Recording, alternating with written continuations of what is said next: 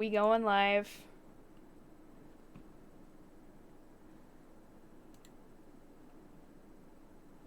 Wait for my Twitch to catch up with my Streamlabs. Which takes forever. I know it does. We are live. We good? We good, I think. Assuming you can see the game and everything. We should be fine. Relationships updated. We're back with this screen again. Okay. Why does it always end with the little dots? Like, it ended like that last time. I have no idea. Oh my gosh, I remember the weird humming, because we were talking about it. Oh, yeah! We were like, I don't like that humming, and I was like, I don't either. I still don't like it. Still awkward. Alright, do you want to talk, or do you want me to talk? Who wants to speak? I don't know, my voice has been kind of in and out today. Okay. Prepare my vocals. The pleasant aroma hits me long before I cross the threshold. Faint but light and warm, a reminder of what home is. Pa's stern but commending gaze, Ma's tender smiles, the sunlight filtering through the eaves in the morning. Sounds like he's a southern boy. At the distinct smell of cinnamon and vanilla as it drifts through the air every time something cooks from the room. The room, our room, Mom, Pa's starting to enjoy. They're probably baking a pie. My sister and I too eventually, but we ain't allowed there. Not yet. Not until we're taller and older. Not until we've learned how to take care of ourselves and not burn our hands or reach the cupboards without having to be lifted. But a little peek wouldn't hurt, yeah? I forgot his voice. The floorboards are cold under my feet more than it usually is. The walls more forbidding than what I'm used to. Farther and farther the room goes. Where is he at? Ma's singing ceases, and Pa... Oh, please wait. I'll be good. I'll sleep on time. Oh shit, he was traumatized. I can't hear Pa. Oh my god! Not above the raucous clanging and the deafening roar of gunshots, nor the screams replacing the comforting soft melodies. There is only the blinding fear. When my foot slips, the red sea that catches me is bitter and frigid, but the blood that drips in my hand is warm, warm, warm. Do you hear the dripping? I do. These sound effects, though. It ain't my blood. The walls tumble and everything goes silent. Jesus Christ! He was traumatized! Poor Zach! It takes a few moments for everything to fall into place, for my eyes to adjust to the relative darkness of the room. Despite the pleasant chill the AC brings, my shirt is clinging tightly to me, and my blanket a tangled mess around my throat. Morning has not even arrived, and yet... Way too early for this thing, man. I would agree. I concur. Early. And too long. Too long since the last time I've woken up drenched in my own sweat, head littered with thoughts that are gone as soon as my eyes open. All too often, only imprints and brief images are left to haunt me for the rest of the day, or until my mind forgets about it. Egad, whichever comes first. Yet, vivid or not, what little I can remember does not matter. Regardless, the desperation sticks, clawing up, pushing, urging me to relive every moment, every sensation, and... I hate that singing. I hate that so much. There's a twinkle in my... But it's comforting for him. But it's not to me. You're not the one who got traumatized. I know, that's true. There's a twinkle in Ma's eyes when she looks up from her work, flour dusting her nose and cheeks. The sense of freshly baked... Oh, I can smell it now. Bread wafts from the oven as soon as Pa opens it, and the homely fragrance of honey fills the room. He reaches up to wipe the small beads of sweat away from his forehead before gesturing for me to come closer the moment he spots me on my little hiding place behind the door. I expected him to be angry, but his pat on my back when I come within arm's reach is encouraging enough. We'll have to taste these first before we put it up for sale tomorrow. You up for it, little man? Is it good enough? Oh no. A knock cuts through the air before I can answer. Sharp, heavy, demanding, familiar. So distantly familiar. Ma ushers me out of the kitchen when Pa moves to answer it. But I know what waits outside. It's the demon. The taste of blood in my mouth sends an unpleasant churning in my gut. The demon girl doesn't exist in this moment of time, I don't think. And if she does, he doesn't know about it. Ma's apron crinkles under my tight grip. Oh no, it's his door. Something snaps back into place. My bed remains in an utter disarray. The walls still need a paint job, and the wall clock ticking opposite my bed is as unsettling as ever. Ash is right. I should have already replaced that when I had a chance. You're no longer there, Zachary. Here and there, miles apart. Calm down. Breathe. Breathe. Pressure of my own fingers against my temple is a welcome sensation over the anxiety gripping me. It never really did anything to stave off the headache, sure to follow after this before, but it grounds me. A little reminder that I am safe, away from the place I once called home, from Ma and Pa's. The urgency with each rap that follows finally chases away the ghosts threatening to hang around. Why anyone thinks it's a good idea to knock at someone else's door this late confuses me. Nana would chase them all away with a broom if she was here. That sounds like a fun time. But no matter, it's a welcome break from the thoughts about to take morbid turn if left festering. It's probably just Ash anyway, looking for a place to crash. Looking for a place to crash.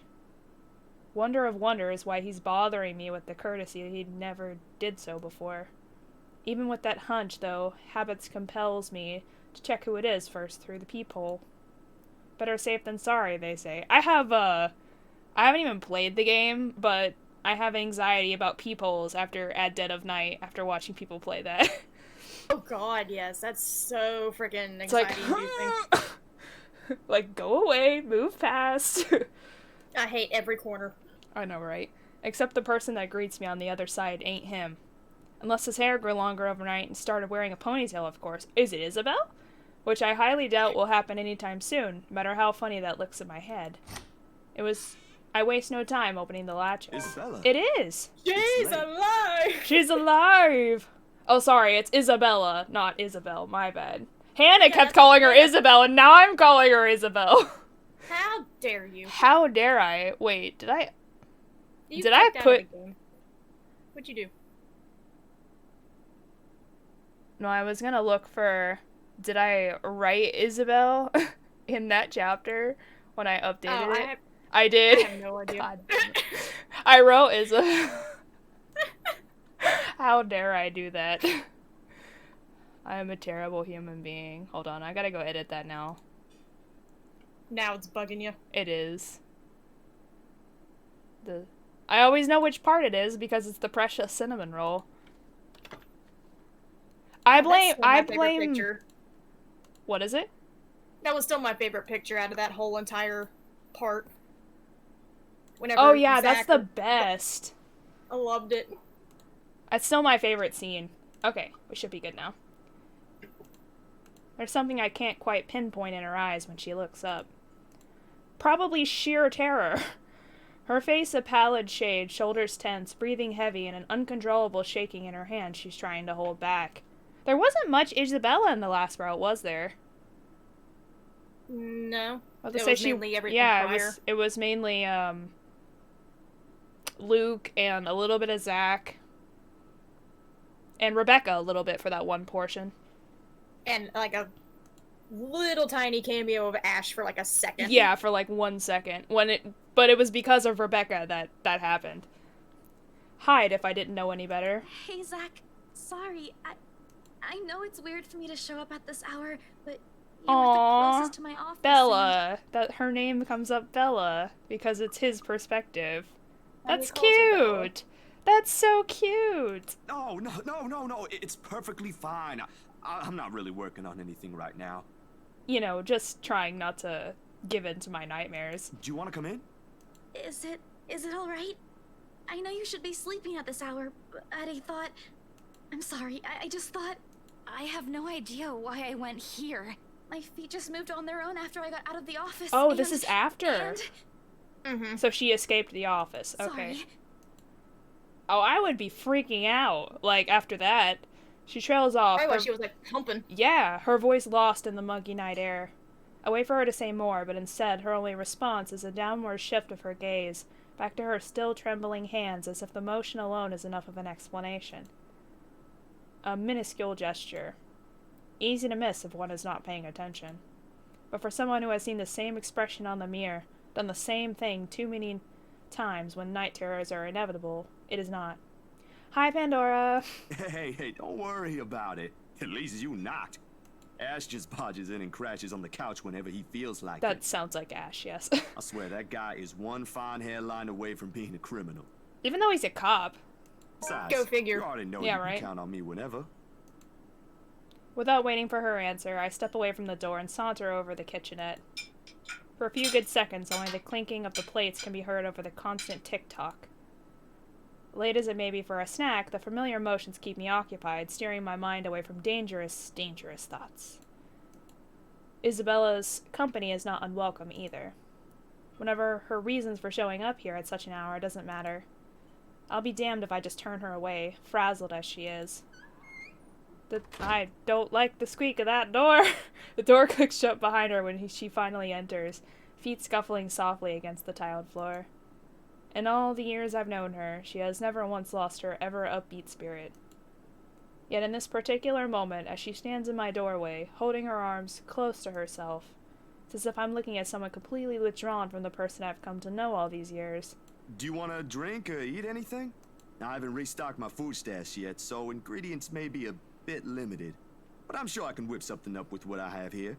Just water will do, please. Thanks, Zach. What? No additional food requests? That's new. I'll put something together for you anyway. Feel free to make yourself at home.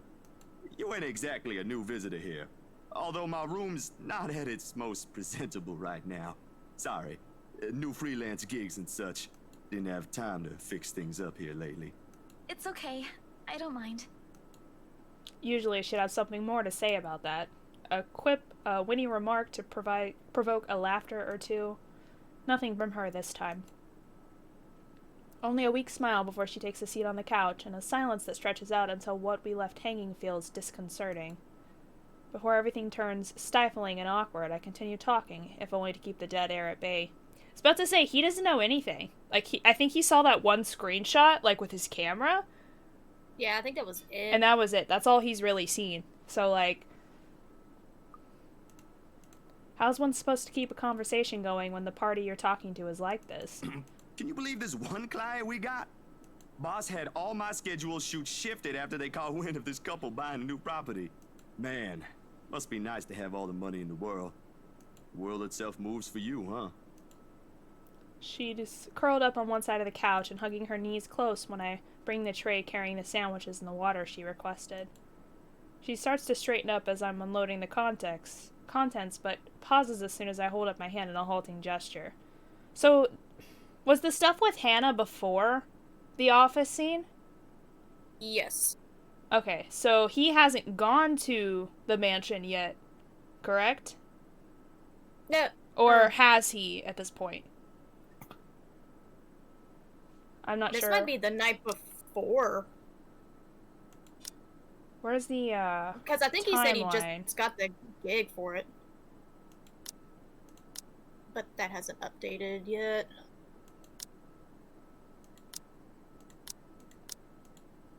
It'll update later. I think so. This was October 29th.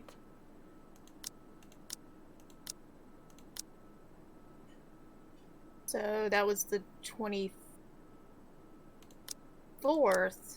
It's currently that, so... Oh, so the 26th is when she met Zach. Hannah met Zach.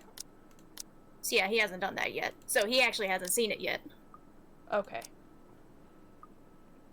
She starts to straighten up as I'm unloading the contents, but pauses as soon as I hold up my hand in a halting You're gesture. a guest. Didn't I say you're free to make yourself at home?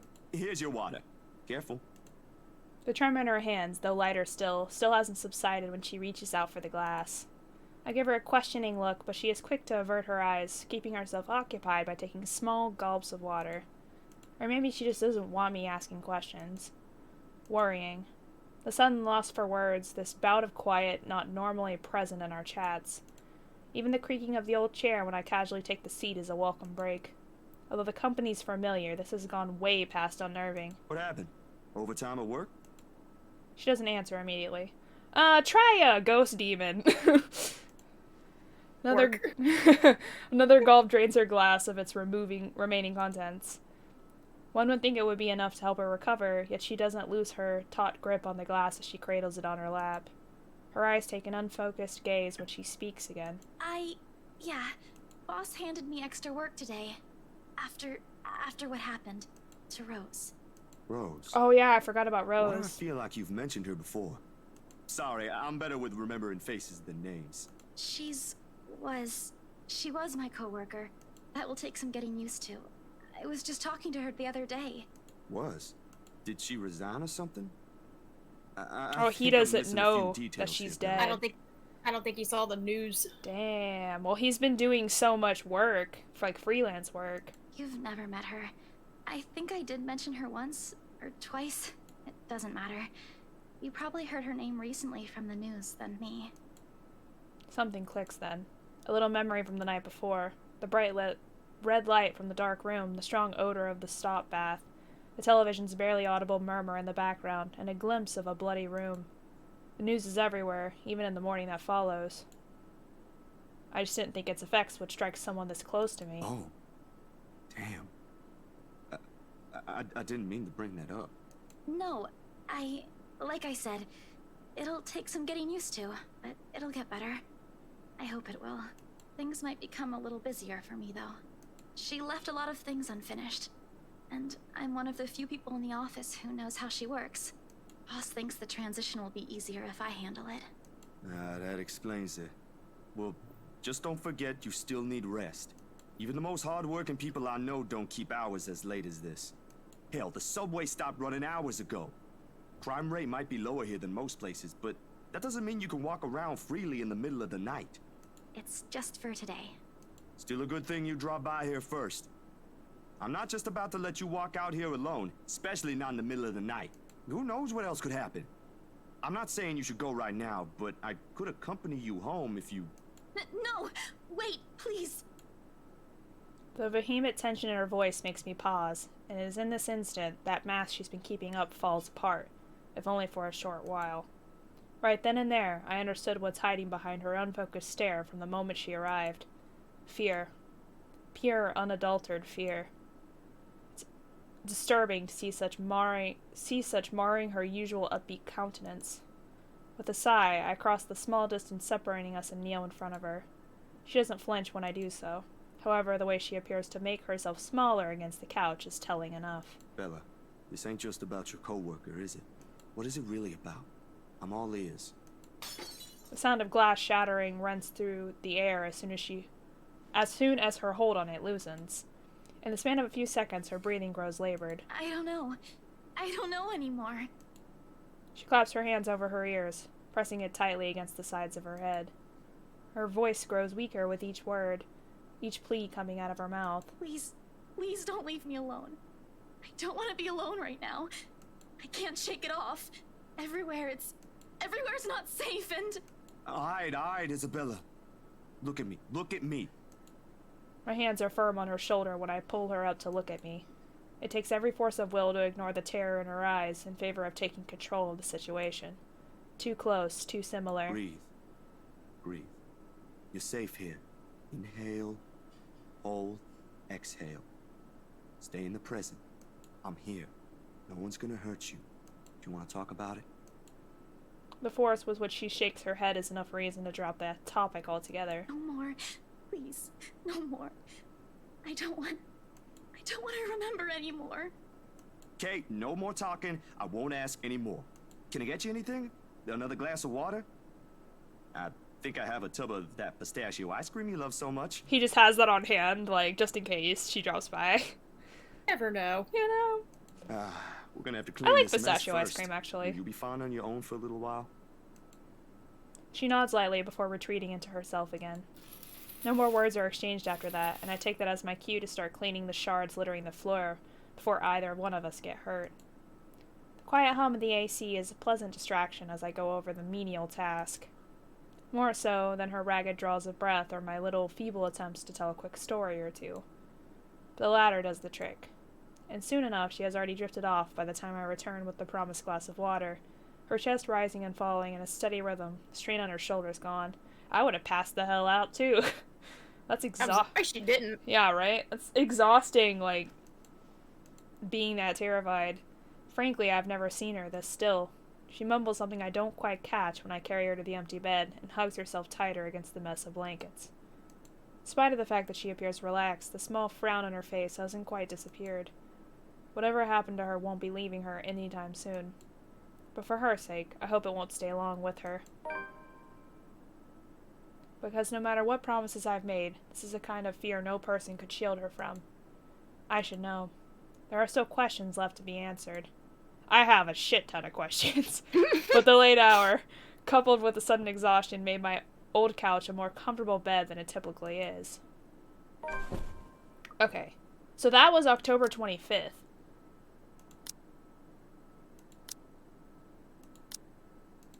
So yeah, the next day he should be going to Hannah's. Yeah, so the 26th. Gotcha. Darkness immediately welcomes me as soon as my head hits the makeshift pillow. I can only wish the dreams will keep at distance for now. For both of us. Oof. So that must have been the 25th, like, the night, like, midnight turning into day. Yeah, The now first- it is Tuesday. Yeah. The first few notes, while muffled, are enough to wake me. In the end, it became one of those nights when sleep passes like a blink and is plagued with vague, fuzzy thoughts. I lift a hand to rub away the drowsiness from my eyes, although it does little to relieve the gritty, burning sensation from my eyelids. Outside, the sun has yet to peek over the horizon. The window says otherwise, Zach. But night has already given way to the cool morning light, washing everything in subtle gray hues. It looks like midday at that window. Well, I mean, that clock still says noon. Yeah, right? At this hour, the entire city remains unstirring. It's either noon or midnight, depending on what the window says outside. Ordinarily, waking up before my own alarm means abusing the snooze button twice or thrice just to catch those precious few extra minutes of sleep. But the persistent ringing makes it impossible now. This better be good. Groggily, I scramble for the bag sitting at the foot of my bed. The ringing, oh, it's Ash. The ringing still hasn't stopped even as I fish the phone out, and Ashton's name flashes brightly on the screen when I turn it on. Just keeps hitting redial. Must be pretty urgent if he hasn't dropped the call yet. Took you long enough, Z-Man. Ashton, it's 6. 6 in the morning. Sun hasn't even risen. Hell, my brain ain't even awake yet. Stop calling me Z-Man. It's 20 past 6, Zach. You want to talk? Give me back my 5 extra minutes, Ash. I want my sleep. Hey, don't make fun of me. I can be a more person too if I want to. What's this all really about? You don't usually make calls around this hour. Is the world ending today? Sorry about that. Becca rang me up a few minutes ago looking for Isabella. Said she didn't show up in her own apartment last night. We both tried calling, but her phone seems to be off. Do you have any idea where? We know. I should have known you two would come looking for her first thing in the morning. Not a laughing matter, Zach. You can't really let your guard down with everything that's happened here recently. You've heard about the Cooper wound from the news. Everyone in the precinct has been restless ever since the incident the other day. Yeah, I get what you mean. Listen, Ash, about Bella. I let my voice trail off, unsure of how to go about recounting last night. If I should even say anything to him. He might be a close friend, but at the end of the day, whatever's bothering her ain't mine to speak of in the first place. Please, What? she's staying at my place. Yeah. On the bed, Isabella remains as still as when I transferred her the night before. Sometime during her sleep, she pulls up a blanket over herself and tucked into it comfortably. Like this, it's easy to forget the horror in her eyes or how much her hands and lips trembled. Save for her firm grip on the edge of the covers, she appears nearly as normal as she would any other day. Almost. I'm not really sure how to go about this while being... Zach, what about her? Something, the worry, the concern, must have surfaced in my tone, because his own shifts then. Carefully, as if he's preparing for the worst. Look, you don't have to worry about her. She's with me right now. Since last night, in fact. Oh, why didn't you just say so earlier? She kinda knocked in the middle of the night. I couldn't possibly wake you two over that. And with how things are when she arrived, I thought it'd be best if I let her rest first. I just wasn't expecting people would be looking for her before the rooster even crows. You could have at least called her something. Becca's beside herself with worry when she found out. You know how much she frets about the smallest stuff. I know. I'm sorry. That was a lapse on my part. And I just didn't think...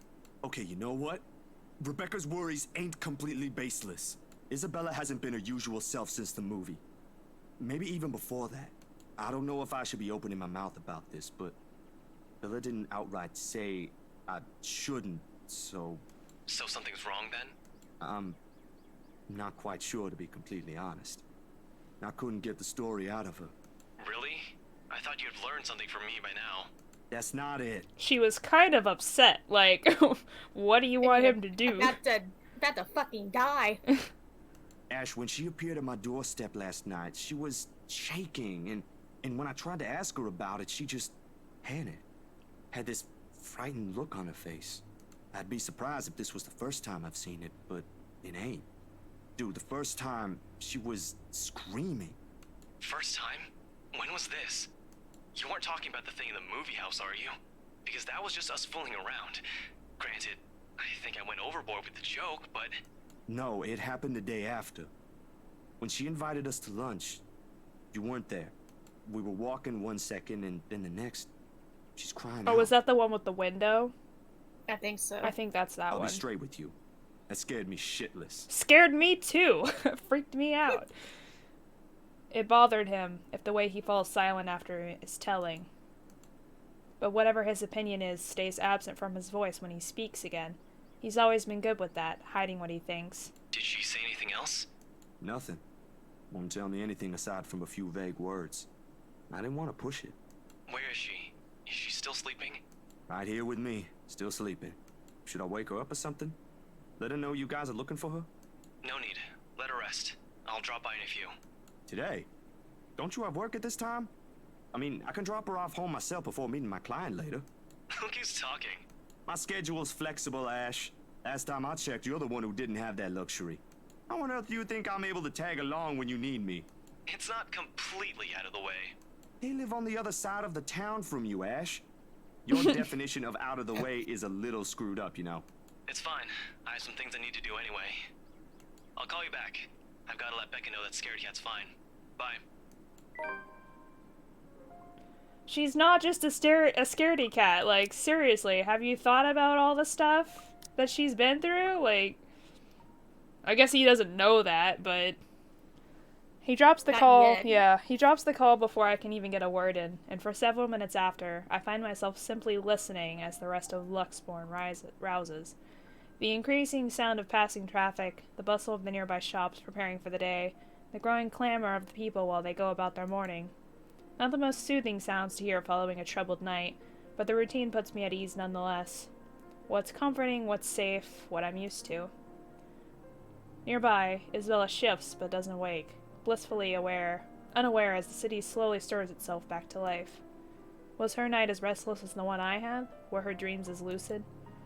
I hope not. In hushed moments like this, I envy her. Unreasonable, probably a little unfair, to say such in light of last night.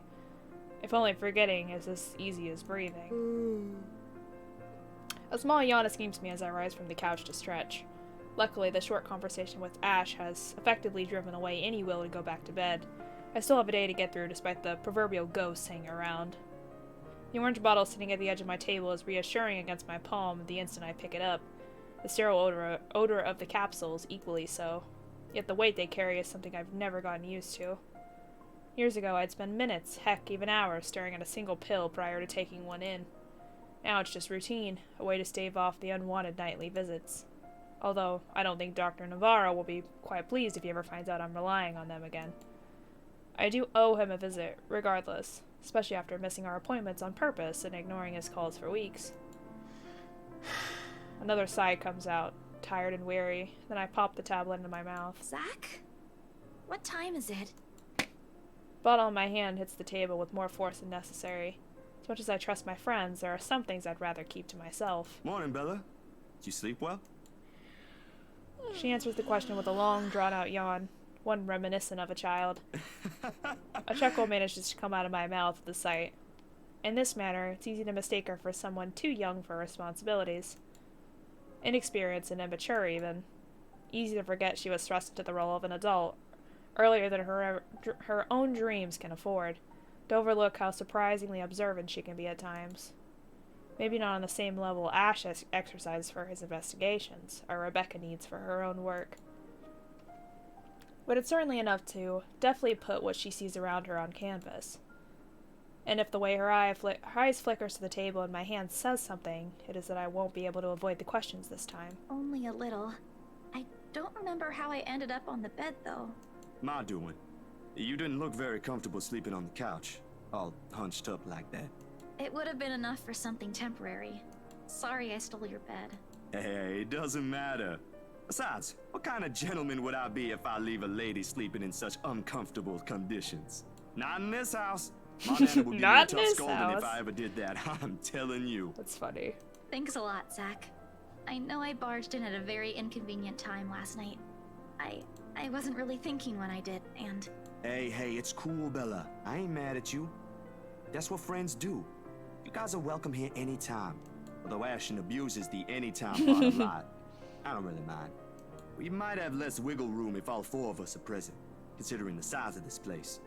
But as long as no one makes anything explode, it's totally fine. Fine or not, I still owe you one for last night's trouble. Especially since you don't seem to be... A concerned expression passes over her features as she spares another cursory glance over the table, back to the bottle holding every small piece of what keeps the bad memories at bay. The blood blooming over Papa's heart, the horrified look of Ma's face as she watches him fall, lifeless to the ground, and every ounce of spite seeping from the stranger's smile. You don't belong here. You monkeys don't belong here. It never stops, doesn't it? Well, you don't seem to be feeling well. Let me know, okay? I'll make it up to you somehow. She makes a slight gesture with her head towards the bottle, asking a question without really asking. Subtlety has never been one of her greatest assets, but right now, even Ash would have been a little amazed, if not at loss for words at that. She has left it up to me whether I'll even give her the response she wants to hear or not. Ooh, a little clever coming from her, if anyone would ask me. I think we should tell her. What do you think?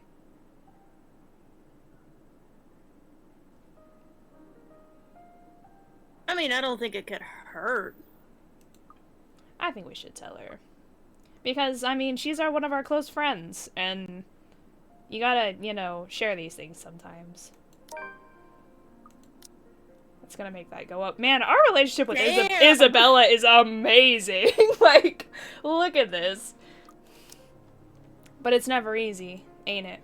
Talking about my own problems, that is. It will never be, not by a long shot. Not when I've let it stay this way for so long. I realized that long ago, when the wounds are still fresh and the dreams are a nightly occurrence. Can't force yourself to get better, or move on to better things. It is what's normal now, and I can only cope. The question in her eyes may be unwarranted, born simply out of curiosity and sincere concern for a friend. I don't owe her an explanation, in fact. But of all the people I keep close in my life, she's probably one of the very few who perhaps I can trust with this. Maybe she won't understand entirely. I can never hope she will. No, never to the full extent. That alone is expecting too much of her, and giving too much of what I can. However, for all her shortcomings, I know she'll hear me out. And that is all I can ask of her. I was kind of hoping you wouldn't have seen me with these. The pills rattle lightly against the container when I gently set it back to its usual place. Always the small area closest to my laptop, near the right hand. Within reach whenever, and a quiet reminder of what I shouldn't miss every day. What? Oh, is it bad? I was just thinking that maybe it's a cold like Becca's. Oh, sweet innocent Isabella. Sweet innocent Isabella. Idea. Do you need me to get anything from the store? Soup or something? There's one nearby, right? I can run real quick and... No, nothing of that sort. I'm perfectly healthy right now. It's really difficult to say, but can you promise me you'll listen at least? What is this about, Zach? I should have been upfront with you about this a long time ago. Well, Ashton found out without me telling him anything. But you already know how that guy is. Can't hide anything from him. If it's something you're having trouble saying, you don't have to force yourself to tell me. I'll forget I ever saw anything and won't ask questions. Promise. No, I need to get this off my chest eventually. Besides, we're already here. Might as well finish what I started, yeah? If you say so. She takes a seat on the couch, her posture easy and open, and her smile honest. So I'm assuming if you don't tell her, you never probably figure out exactly what happened to his parents. As if this is just a simple talk between two friends on a regular day. It is far from one, but her unreserved air is enough to stamp down the twinge of unease that threatens to come up. Let's hear it then. Aww. And she does. True to her word, she listens while the story spills out of my mouth. Of my mom and pa, the little old diner across the pond, and what it left in me that day. I can't recall most of it now. My own account jagged with a few missing details here and there. The passing years have eroded most of the recollection of the whole incident. All except for that one moment in the kitchen. The ringing of gunshots are as vivid as it sounded that day. Even Ma's hysterical screams the moment Pa's body hits the floor motionless, his lifeblood flowing out from under him. And the gunman, he was smiling. He was smiling when Pa opened the door to welcome him. He was smiling when it put a bullet to Pa's chest and Ma's head. So he killed both of them. Holy shit. I've heard stories of how the world can be a cool place for people like us before. I never believed until that moment. Nan and Gran took us right after that. Sis and I flew straight to New Jersey as soon as they heard the news. Oh, so he has a sister. A few days after, Ma and Pa were laid to rest. And we have a new home a continent away. I didn't even get the chance to take my favorite pillow with me. They said something about the change of environment will be good for us. They had no idea the different kind of ghosts would follow me here. I expected questions, mostly those brimming with childlike curiosity, maybe some that are a little too hard to answer. But to her credit, she just sat there, lent her ears, and looked at me with no expectations or unnecessary judgment in her eyes. She appears wiser and older like this, easier to see the breadwinner in her. Her younger siblings are lucky to have her. When I'm done, after everything's been said, she wraps her arms around me, a bit awkward considering the gap in our heights, but it gets her sentiment across. But it's difficult to answer this in kind, if I'm even supposed to reciprocate the gesture given my earlier apprehension. She pulls away shortly with a smile on her face. Not the reaction I braced myself for, but it's obviously better than what I had imagined. Are you not gonna say anything? Am I supposed to say anything after? Like, apologize or something? I don't think that's very appropriate, but if you want to hear one, I can think of something real quick. Not really. Other people have something to say after usually. And they're not necessarily nice either. Oh? Okay then. I won't. I can't think of something anyway. Sorry. I'm not very good with this. Who else knows, by the way? My older sister, grandparents, and just Ash and you for now. Maybe I think I should tell Rebecca too, but... But not right now? Yeah, not right now. When I'm ready. Like today. I'm sure she'll be willing to hear you out once you do. I don't doubt she will. I'm more afraid of how she'll react after. One step at a time, yeah? Whew. Surprisingly, it feels good to get that one out my chest. I was a little afraid you'd be angrier. I didn't tell you earlier than today. I'm not angry. I'm just surprised. You didn't look like it. I wouldn't have suspected. I suppose that's how it often is, isn't it? We all have... I lost my friend. Oof. Her computer froze. Oof. I'm sorry. Well, as soon as you get your computer back, just jump back in, Of our... whenever. What's the word Becca uses? Inner demons? But this is something personal to you. I understand why you'd rather have a few people know. That too. Well, these past few weeks haven't been easy for you. I didn't want to add that. Not after last night. Something passes in her face. brief, fleeting, and disappears right before I can recognize what it is. You okay? Yep, no worries. I'll be fine. Look, about last night. Never mind. This isn't a good time. But don't lose sleep over this, alright? What's important is you got what you want to say out. And if you need me, I'll be here. How nice. I love Isabella so much. I should be relieved. Her words are more than reassuring to my ears. There should be comfort in hearing those alone. In knowing I have another person to rely on if things go bad. But somehow, I find myself worrying more for her instead. I'll make another attempt to get the story out of her if I can. But this is a dance I know all too well. And with her, I doubt forcing her to say something would yield any results. Much as I want to imitate Ash, there's only so much I can ask that won't result in something a little over disastrous. At best, she'll stop talking to me until a week passes. At worst, I'd rather not risk it. I've never seen her angry. Outright annoyed, maybe and often directed at Ash, but never furious. What do they say, again, about happiest people when angered? Besides, it'd be unfair to her after our little chat. So, food then? Food is good. Food is always good.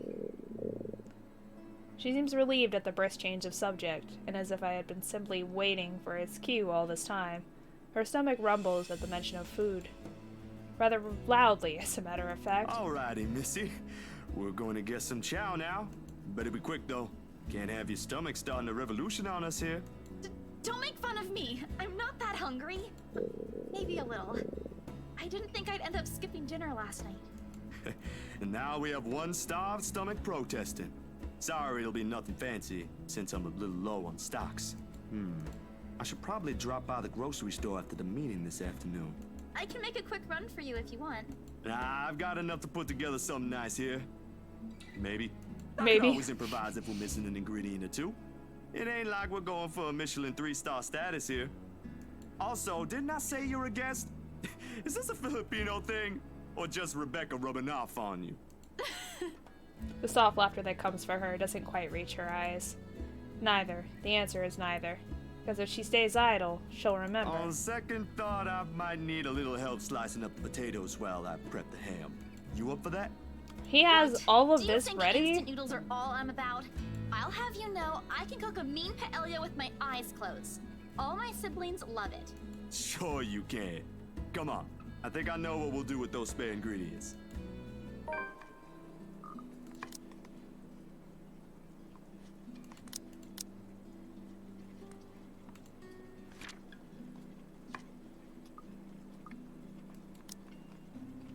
Despite the massive effort to keep the light mood with the small chatter, cooking ends up being a mostly quiet affair. Between us, the consistent clapping of the knife against the board, and the muffled noise from the television I left running, words have become surprisingly difficult to string together. Not entirely unusual. Oh! I think I'm back. Friend is back. I Hi, don't friend. know what happened. It's okay. I just figured, like, as soon as you come back, you'll just jump back, and it'll be fine. No, like my whole computer froze. Damn.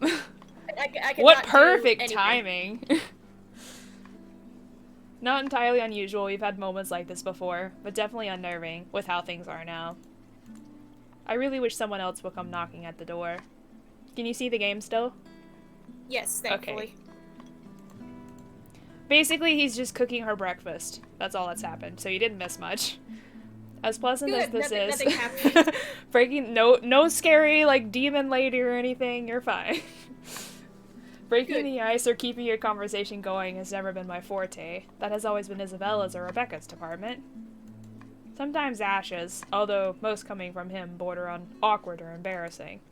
Speaking of the guy, he never did call back, and I'm willing to bet my entire yearly salary that he fell right back to sleep after that call. Sorry, Bella. Could you... That's probably Yeah, Ash. I got it. The potatoes are almost ready, by the way. Likely. I turned down the heat just in case. You might want to check on them, though. Yeah, he happened to have ham and potatoes just, like, sitting there, I guess. Like, He's said just prepared for anything. Yeah, he was just like, he said, I don't have a lot of food, but I have ham and potatoes, and I have pistachio ice cream, apparently. Like, Hold on. That sounds I'll be right amazing. there. yeah. Sheesh, wait up. If you keep rapping at the door like that, you'll break it down. I bet it's Ash. Ash. Oh, good. Yep. You're awake. Ash has already welcomed himself in when I take my eyes away from the oven. He's never been really keen with the notion of courtesies after he's warmed up to you, this guy. All 13 of my locks he broke can attest to that. Jesus Christ, that's a Damn, lot of locks! 13? He's a good fellow, though. Maybe a tad bit standoffish at first glance, but he's trustworthy. Don't you have work today? Yeah, Ash, don't you have work today? I could ask the same of you. Hey, Izzy, man. You're late. Something came up? You need to drop the Z-Man. It's getting old. Sorry. I got caught with something at the precinct on the way here. Had to attend to that first before things got out of hand. I'd tell you about it, but you know how it can be with those kinds of things. Later, maybe. He never says anything about himself. And you're here because... What? I'm not allowed to say hello? I doubt you're here because of that. And you're not answering my question. Ah, my bad. Forgot to mention that. He called earlier looking for you. Rebecca's worried because you didn't come home last night.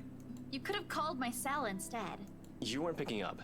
Anyway, I'd really hate to cut this little get-together short, but I need to be somewhere else. Come on, Isabella, let's get you home. I'll drop you off on the way. Wait, But we just made going now? breakfast! He lightly claps a hand on her shoulder and begins ushering her out of the apartment, throwing a casual wave at me as they pass. Hi, Sariden. Isabella, on the other hand, doesn't appear too fond of the idea. Yeah, we just started today, so...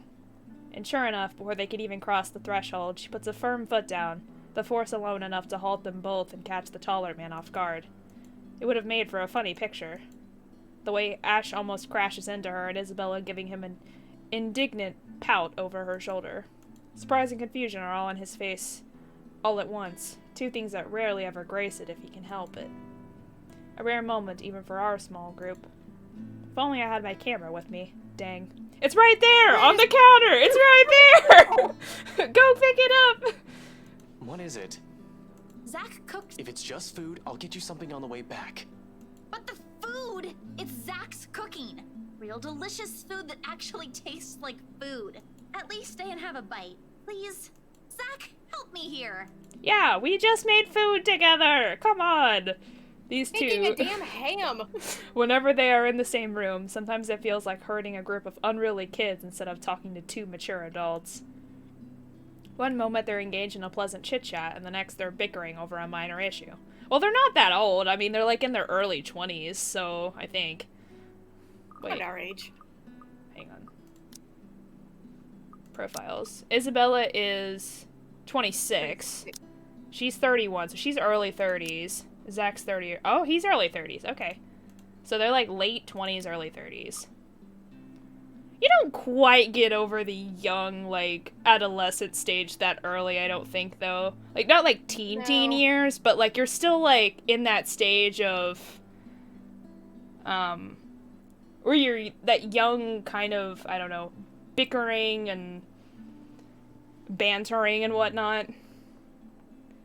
One moment they're engaged in a pleasant chit-chat, and the next they're bickering over a minor issue. Frankly, if I didn't know any better and I had an overactive imagination, I'd say there's something going on. Never mind how utterly impossible that idea is. Or it might just be me reading too much into things, like always. I could already hear Ash's laughter if I so much as suggest such. This, however... He cooked a I- damn ham and potatoes. I know, You right? can't leave that. But also, like, oh, I totally forgot what I was gonna say. It's like, you can't just walk up in here, take Isabella back, like, she just got up, like... Now, I don't Just know gotta about eat. you two, but I think you guys should really stay. I've already Oh, made it enough food for added all of us. Ashes, too. It'll be a waste. Man, our relationship with Yes, Isabella, hell yeah! Ours Never with let it Ashes go growing down. up, too. Yeah. Zach seems to be pretty good with everybody right now.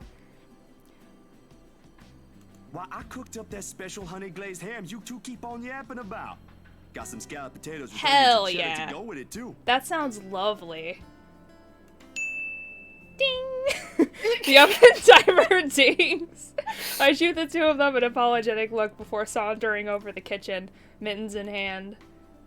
The sweet smell of the glaze and salty tang of melted cheese wafts through the air as soon as I open the door and take out the two trays inside. Is this really breakfast food, though? Like, isn't it like... Well, wait, he would have waited till Isabella got up, so it's probably... Later, because Ash woke him up at 6 in the morning. Yeah, and he went back to bed, so it's probably, like, early afternoon, like maybe 10, 11 o'clock or something. Probably brunch. I'm guessing. Yeah. The scent immediately fills the entire room, and even with the door and windows open, the mouth-watering aroma lingers. Me 100% every time I smell food. It's appealing enough that when I put the dishes down on the counter, another starved stomach protests loudly, followed by a burst of laughter. My head snaps at the two of them, and I can't keep back the smile at the sight they make. Isabella's clinging to the door frame for support, doubled over with breathless laughter. Ash is the more composed of the two, trying to look unconcerned, but a flush has crept up his neck and cheeks. It's clear whose stomach that came from, and Isabella's not going to let him live this down. You're in no place to reject an offer of free food, Frey. I wasn't rejecting anything. Damn it, I just missed a meal, that's all. Aw, he's flustered. Shut it! Those guys at the precinct said it was urgent. Somebody has to be responsible for it. Well, aren't you precious? Right. You know, if you keep laughing like that, you'll burst. I'm sure it won't be as bad as your stomach suddenly rumbling like a starved. Aye, kiddos, play nice. Food's gonna get cold if we keep this up. Ash, you gonna stay? Zach is basically the mob. Might as well, since Scaredy Cat's so hell-bent on staying. Oh my goodness. Oh, that looks so good. That looks wonderful. We eventually settle down after the food has been served. The jibes, replaced by another round of friendly chatter, mostly about what's on the news the night before. The food bits around their mouth. I just noticed that. That's hilarious. Oh my gosh. Zach, like, every time we talk to Zach, there's always a food scene. This is why I like Zach so much. There's always a food scene. I wish I could eat that right now. Right? Like, teleport it through the screen. There is, however, a conscious effort to avoid mentioning what's currently on the headlines. The deadline is never a good topic to talk over food in polite company. This case in particular. The wounds are too fresh, too soon. I'd likely avoid it as well if I were in her position, and someone I personally knew passed away in a gruesome manner like that. Though perhaps the closest we got to broaching the topic is when the infamous mansion is brought up again. But even then, we are careful, Ash and I. We keep the conversation light and avoid bringing up her late business partner. It's the least we could do. The Wrights? Yeah, they're planning to move in soon. In fact, they already have a housewarming party. Yeah, that's gonna go well with, Luke sleeping with another woman and she going crazy at the party and It's why Who they may wanted or us may to not rush be the papers. pregnant. Yeah. They wanted to send the invitation we still out as don't soon as know possible. actually. Oh, now I get it. Get what? Remember what I told you last night about the new clients? Vaguely? Sorry. I was a little out of it yesterday. Was it the photo shoot? Yep, it's actually for the one you sold. Something. When you put it that way, I suppose it makes sense why my boss wants me to prioritize the couple. They can have those documents rushed at just a snap of their fingers. And they're more influential than I initially thought. Man, I guess my boss is expecting a lot more from this project than I expected. Hope I can live up to it. Your photographs are more than good enough, Zach. You'd probably win an international award if you let yourself. Ma'am Hana's easy to please, too. As long as you're good at following instructions. Easier said than done. Different clients have different tastes after all. Still, a week? I don't think that's possible. Now that you mentioned it, yeah. They wanted everything finished at the earliest. To be honest, it's not unheard of, but... But it's still weird. Still weird, yeah? A slip of the tongue. Still barely noticeable to someone who's already familiar with Ash's ways. Yet in this moment, it's impossible to miss. I shoot him a curious glance, but he ignores it. Rather pointedly. I can't exactly say it's like that, where I'm just the middleman after all. As much as I want to comment on it, I only know what's on the surface, not the in and outs. It's just that BRC and my boss are more hands-on with the legal stuff this time, despite having a separate department dedicated to it. Maybe Mr. Wright helped with it too. They have their own legal team for this, don't they? Well, they should have one. Especially for a big property like this. They have, but like I said, it's off our hands. Rose and I don't handle this stuff in the office. If anything, to me, this just means I'll be able to send the rest of the funds to Papa's treatment earlier. I guess that makes a whole lot of sense. Officially off our instant noodle diet, aren't we? Ash, has anyone ever told you that you have an uncanny way of ruining the mood? What? I was just saying. A few more months of stuffing your face with those, and I'm sure you'll start to look like a noodle cup. That's a pretty picture. At least I don't live off convenience store food. Or make poor, unassuming pressure cookers explode. What? How did you... Oh, come on, Zach. Sorry, it just came up while we were cooking earlier. I love how she has that annoyed look on her face now. I'm impressed, Ashton Frey. You even made it to the news. A one-time thing. And it wasn't as big as you seem to be imagining. Oh, sure. Let's all pretend that one time you almost set my apartment on fire didn't happen too. Hey, that was an accident. You were making a salad, Ash. Can we A please salad? move on to a different How topic? does that happen?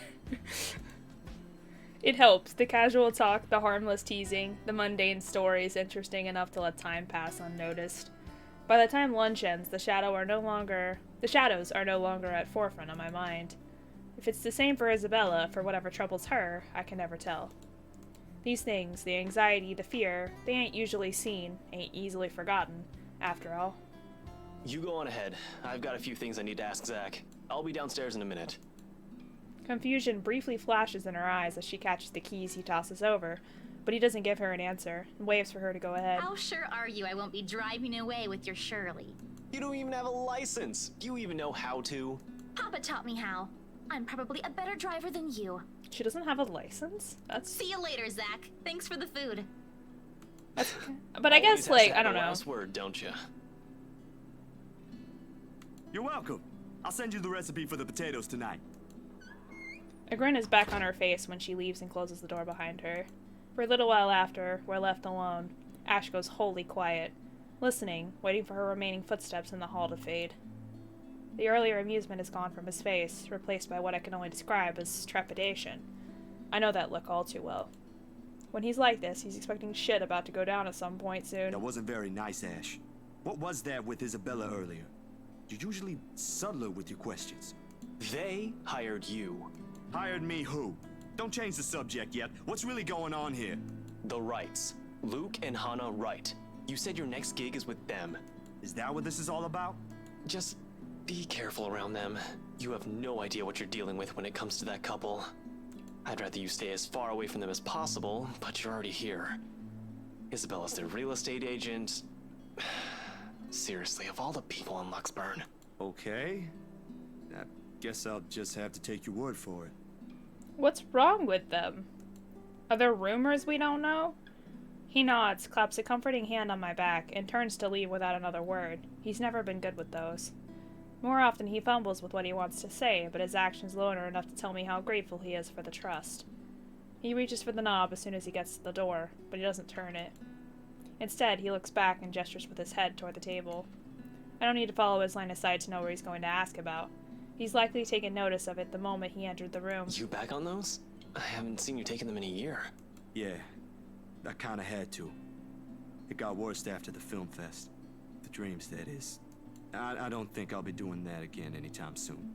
Heard about that. Don't drop it, though. You don't want Becca scolding you. She actually enjoyed the movie you made, and she's hard to please. Consider that a small victory. You don't have to tell me. She already did. Rebecca and Bella both gave me an earful after I said the opposite. Promised them I wouldn't, but you can never tell. Hopefully, once I feel better, I'll be able to think about it properly. Speaking of Bella, she didn't open up to me, but maybe with you and Rebecca. Yeah, I'll try. I can't promise anything, but I'll talk to her. Thanks. That's all I'm asking. This time, when he reaches for the door, he lets it close fully behind him without glancing back. A mild draft sweeps the room as I close the door behind him, slightly disturbing the papers on the nearby fridge. A lone note flutters by my feet, the letters on the surface glaring at me with mute intensity. Amergon Mansion. Hannah Wright, 11 a.m. for luxury living. After Anshin's warnings, they all hold a different meaning now.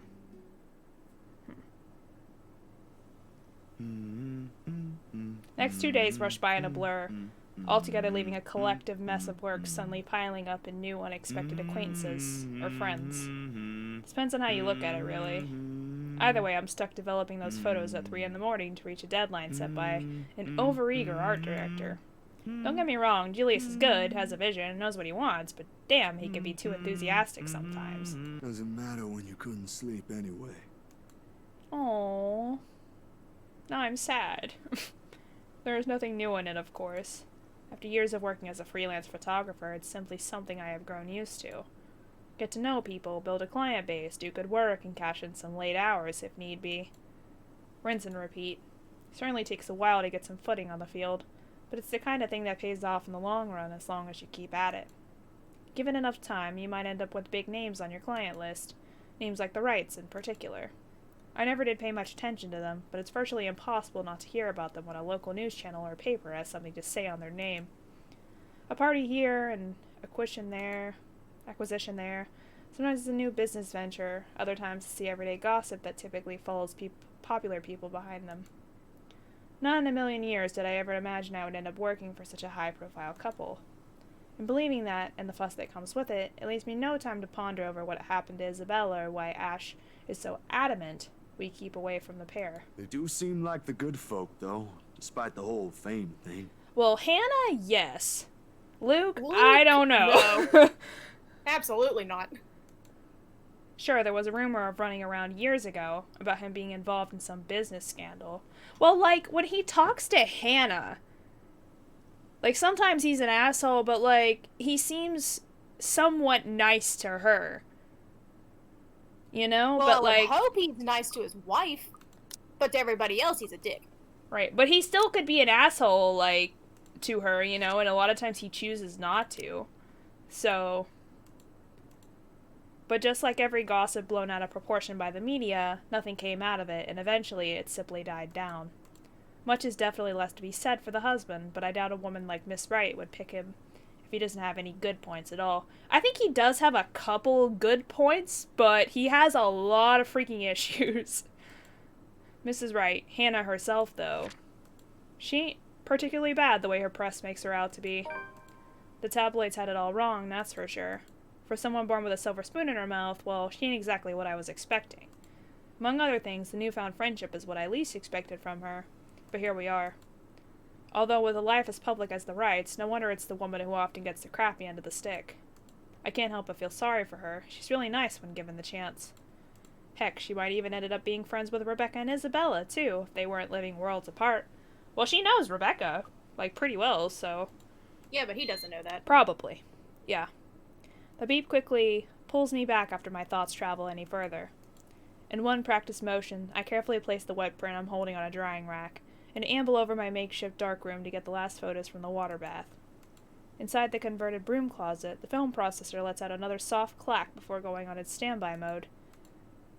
At its mouth, a lone photograph sits in the tray, barely visible with the lack of light. It's the last one for tonight for the set Mrs. Wright requested. I don't usually make this a habit, giving away stuff, that is. It's bad for the business, no matter how well-intentioned or generous you are. This exception, however, she did treat me well and was a pleasant companion all throughout the shoot.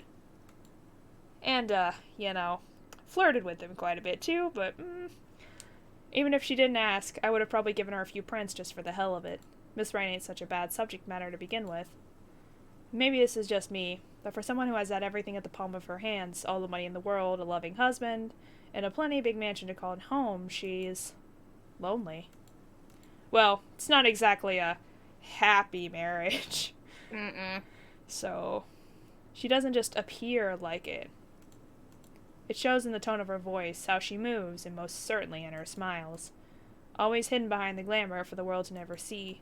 Sometimes for people like her, small things like this helps. A little reminder that the world can be kind too. Water drips from the paper as I blindly pick it up and gently lay it on another tray, holding a decent amount of photo flow.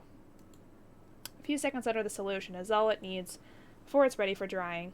No good rushing this last one, even if my body's already screaming for some decent snooze. My hand fumbles for the light switch, moving towards it with familiarity, while I fish for a squeegee among the mess of stools on a drawer with the other. I have a theory that he's gonna see her, like, right here. You think? I think. The bulb flickers twice before its glow settles and casts a soft light in the tiny space. When I glance back down, squeegee in hand, ready to finish the process and finally call it a night. What on earth? I knew it was gonna yeah, be that something. picture. Blurred and distorted beyond recognition, rather. The area completely smudged over, leaving no trace of the same sweet smile that good woman carried in all the previous prints. Damn, that was too... A common mistake to make, of course, if one is negligent enough to pick a newly processed photo in the dark, like I apparently did. It has happened before, loads of times actually, but I still can't help but feel a small pang of frustration over one mistake a newbie would likely make. With a sigh, I reach up for the switch again, intending to develop a new one from scratch. It could pass off for one of those supernatural pictures they show on TV, though. A memory clicks, one cursory thought in the sea of many, a short yet distinct second from the day before. A glimpse is all I got, but it's enough to burn the image in my mind. There was a shadow. There definitely was. No, a woman. In her 20s or early 30s, maybe? But with how far her flesh alone had become, it's not possible to tell at first glance. The skin itself had already taken a sickly color, rotten in most parts, blood dripping from every open gash and lesion in her body. Bony hands gripped Mrs. Wright's neck like a noose, staining the skin underneath with a vibrant shade of scarlet. Nothing but malice fills the gleam in her eyes. Zachary? Not for me, but for Miss Wright. Zach? Is something the matter? Oh, no, there's nothing wrong. I just remembered something I saw. Let's get back to the pictures. Can you move a bit more to the left, yeah? The memory alone is enough to make me retch.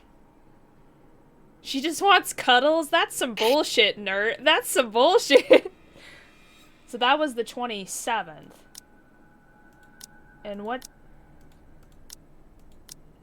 So it's after that. Yeah, it's the day after, or the night of, I think. It was the 26th, yeah, that he met her, so this is the 27th. I brushed it off then. A trick of the eye, I told myself, or a product of the heat. The weather has been unexpectedly warm recently, so it shouldn't be too surprising for such things to happen. And, well, blaming this on the usual, fatigue, an overworked brain, the weather, or an amateur error on my part, is far more convenient. Makes a whole lot of sense than what the small voice inside my head whispers. The small, tiny voice that only makes itself known when something's afoul, the same one that lends a curious ear to Isabella's worries about the mansion. And with each second I spend staring at this photograph, the murmurs in my head only grow louder against my ears.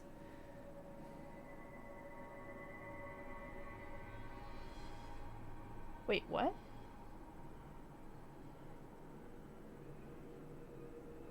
Is it supposed to be colder? Well, it's based off of or like around London or something. Yeah. In I mean, I Great guess Britain, so it's typically more cooler. It's kind of like the north part of the US, probably, I would consider it. Like maybe...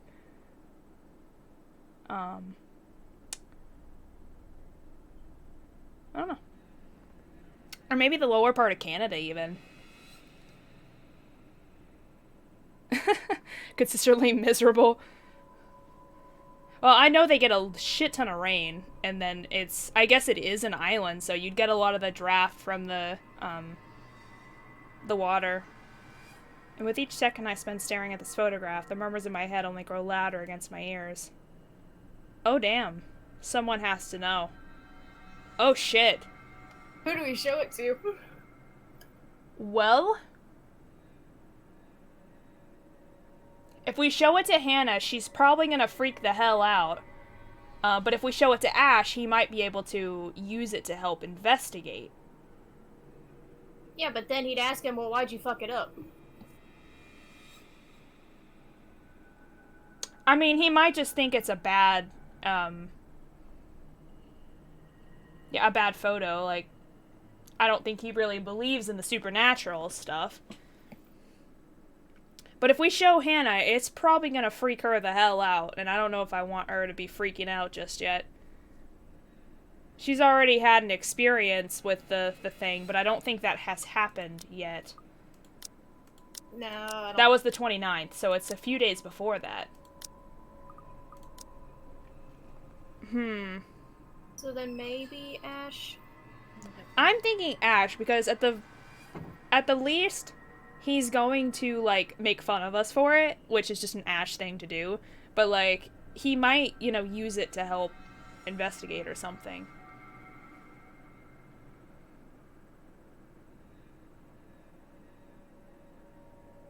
Oof. 90 is a very, very high temperature to me. Yeah, even for here, that's kind of hot. Yeah, that is hot. I'm gonna say Ash. Because I don't want to freak Hannah out any more than she needs to be. Yeah, Ash might be better. Ash will give me a flack for this, he will. I can already hear what he's going... 114? Damn. That is hell. That is. I hate the heat so much. I can already hear what he's going to say about this moment, the moment I bring it up. Hell, before he even sees anything, I'll wager. This guy is a skeptic through and through, and it'll take more than my account for him to even consider this. But when you've been there, seen something enough to raise the hairs on the back of your neck, and leave you wanting to flee or hide, what he thinks is the least of my concerns. I am no hero. That's a title best reserved for someone else. Oh yeah, Vegas. That's... oof. That's hot. I actually, what I know the most about... I don't think it was in, Nevada, but there was a scene in, Life is Strange 2, a whole chapter, actually, where he crosses, like, the desert landscape of, like, the southern United States, and it was just, I want to say it was New Mexico is where they were, and it was hot. Like, I think it was in the middle of summer, too, and it just, like, you could tell he was dying. Like, it was hot. Still, if this will help him change his mind, it's worth a try. But that's as far as my experience of, like, the southern U.S. is.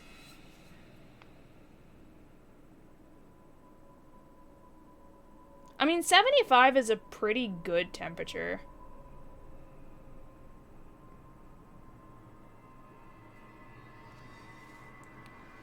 Isabella's gone and done the same thing, didn't she? Outside, the sun has yet to rise. I've still got a few days before dawn.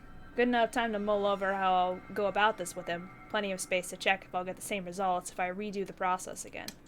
The film processor hums back to life at my touch, the light switch gives off a soft click, and darkness embraces the small closet again. Somehow those urban legends don't sound so silly. I don't like it when it gets dark. It's never... Okay. Nope, it's nothing fine. happens.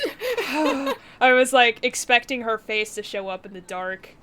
Sometimes I wish Ash would make himself easier to find. 24 messages, 13 phone calls, and 1 visit to his flat later, I still have no idea which rock in Luxburn he went off to hide under again. This guy has his own place, but he refuses to stay in it. He has his own phone, but he doesn't answer any of his calls or give any indication he's gotten my messages. Most of the time, he'll just show up at my front door.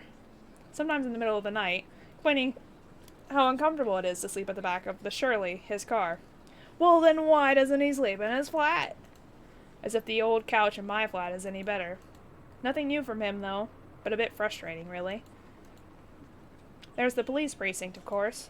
Then again, he's not there most of the time either, and if that's also true for today, he's likely out on another stakeout. There's nothing much to do for me, but wait to see if that's the case. Let's just hope I'm lucky enough today. While Luxburn is a relatively peaceful city boasting a low crime rate, its precinct stays abuzz with activity. As soon as I open the glass front doors, murmurs coming from the people waiting in the lobby welcome me. Officers can occasionally be seen shuffling in and out of the rooms, greeting civilians with a casual smile and a polite nod. Some, though, look a little worse for wear, like their receptionist, who looked at me with such much disdain in the moment I arrived. Thankfully, I won't have to deal with him today. Before I can even step in, Ashton's voice was, though low, comes from the hallway adjacent to the lobby. Not even for just 1 minute? No. The case was dismissed, remember? You were the one handling that case. If you want That access sigh. to those records, you've got to ask Chief. I was taken off it before shit went to hell. Why do you even bother? Even Professor Clark seems to have given up on that. Well, Never mind, you won't understand. Right. I know you owe Professor Clark a lot, but the right guy isn't just someone you mess with. He's still looking into the rights. They've got the money. Who knows what else gets swept under the rug with them involved. That takes a special kind of ignorant not to know. And a smart person to know which boundaries he can't cross. You're a bright guy, you'll figure it out. In any case, I've got to get going. Another missing person case on my hand. Benjamin on the front desk looks like he's about to maul someone after the fourth one yesterday. Murders, people missing, what a time to be alive. Man, I miss the old Luxburn. You and me both. I'll see ya. Gonna go grab some lunch. He notices me first as soon as he enters the lobby and pauses. It's kind of hard not to notice Zach. Like, Yeah. he's a big dude. Confusion briefly crosses his face until I fish out the phone from my pocket and wave it up. Frowning, he pulls his own mobile out, wordlessly fiddling with it for a few seconds before sighing heavily. There ain't any annoyance in him when he glances up, though. Only mild exploration and what might be a hint of amusement. Yees, he is a precious boy. Stop taking pointers from Isabella. This is gonna get old soon. At least use your phone properly. It's an alarm clock, a good note-taking device, a halfway decent camera, and maybe a music player too. If I'm being nice. What else do I need it for? I don't know, keeping in contact maybe? It's so funny because, like, that's true. Like, most people don't even use it to keep contact with anyone anymore. They use it for everything else, like all the games and apps and stuff. When he merely shrugs, I know I've struck a chord. He's far from holding a piece of technology in contempt, of course. Ash has always been nothing but practical from the start, and technology is useful.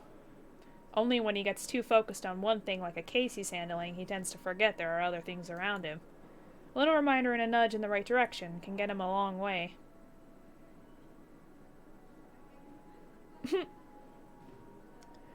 Can you not get service at all? Like, anywhere? I've got an email on that social media site the girls roped us into joining. That doesn't make any sense. Also, you've got an account before any of us had one. For policing purposes? Anyway, why are you here? I thought you have something scheduled today. Or was that yesterday? That was yesterday. Look, about that. There's something I want you to see.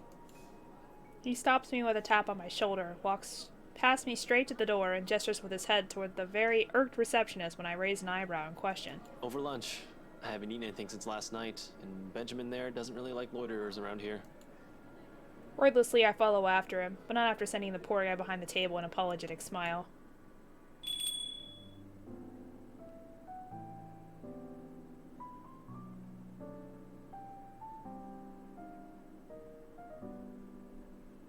Yeah. As expected, he takes a seat in the farthest corner of my cafe. A good way for the window, but easily allows a view of who comes and goes. Secluded enough not to be disturbed by the lunch hour rush or be overheard by a curious bystander. If I didn't know this is lunch he invited me to, I would automatically assume I got dragged into another stakeout. For years of knowing him, though, this has simply become one of the many habits I've gotten used to. Food arrives minutes later. Oh! I love how it's got the face in it. That's funny. Who is that? That's gotta be a character from something. It kind of looks like Ash, though. I mean, it might be Ash. Is it Ash? Okay. I don't care. He's like, he's got a very menacing look on his face there. Yeah, but it's the way the hair's kind of... Yeah, the hair looks different. Okay, it is Ash. A slice of their vegetarian quiche for me. Meanwhile, Ashton has opted for a cup of coffee plus a gracious serving You of... having cake for lunch? He shrugs and then proceeds to dig in without even a hint of remorse. That's so funny. I believe it, though. Yeah, frankly, it's like seeing a child get his Christmas present early. Don't tell Becca. I'll get an earful. It's just for today. You should listen to her, though. The kind of work you do, you'll need to eat something other than sweets. I don't want to see you drop dead in front of my apartment again. I told you, just this once. Have you been hanging out with Becca lately? You're beginning to sound like her. No, I want just cake. for some recipes. But she has the right to worry, you know? It's like she's taking care of 2 kids. One bitches on sweets, while the other on cup noodles. That is true. That's my diet. Okay, Zach is like... It's like Zach's the dad and Rebecca's the mom. At least Bella knows how to cook. Hey, I can at least boil something. Wait, that's easy, right? I mean, you just put water in and... No, don't even think about it. You destroyed your own kitchen once by sticking a pressure cooker on it. I think my sister is a whole lot better than you. And this is coming from someone who has no other choice but to eat her cooking for some time. To be fair, he genuinely appears offended at the last remark. Hate will be too strong a word to describe how Sis and him usually interact whenever they're in the same room. Though whatever appropriate word it is, I can say with most certainty that the feeling's mutual for both. Ash thinks she nags too much, while Sis thinks he's a trouble magnet and I should stay away from him. They're both technically right on their assessments. How's your sister, by the way? Still bullying white guys? I have no idea, because I don't know anything about his sister. I didn't even know he had one before this chapter. Is she married? Evidently. Is she? But did he... Okay, she is.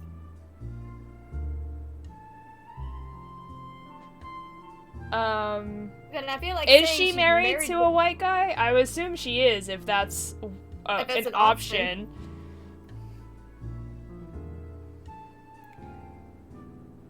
I think so. Okay. That's kind of what I want to say. Yeah. Instead of starting to pick a fight. You do know she's married to one now. I made it go up. Okay. It did. Good. I hope she doesn't end up poisoning him with her cooking. Pot calling the kettle black? She can't be better than me. Actually, she is now.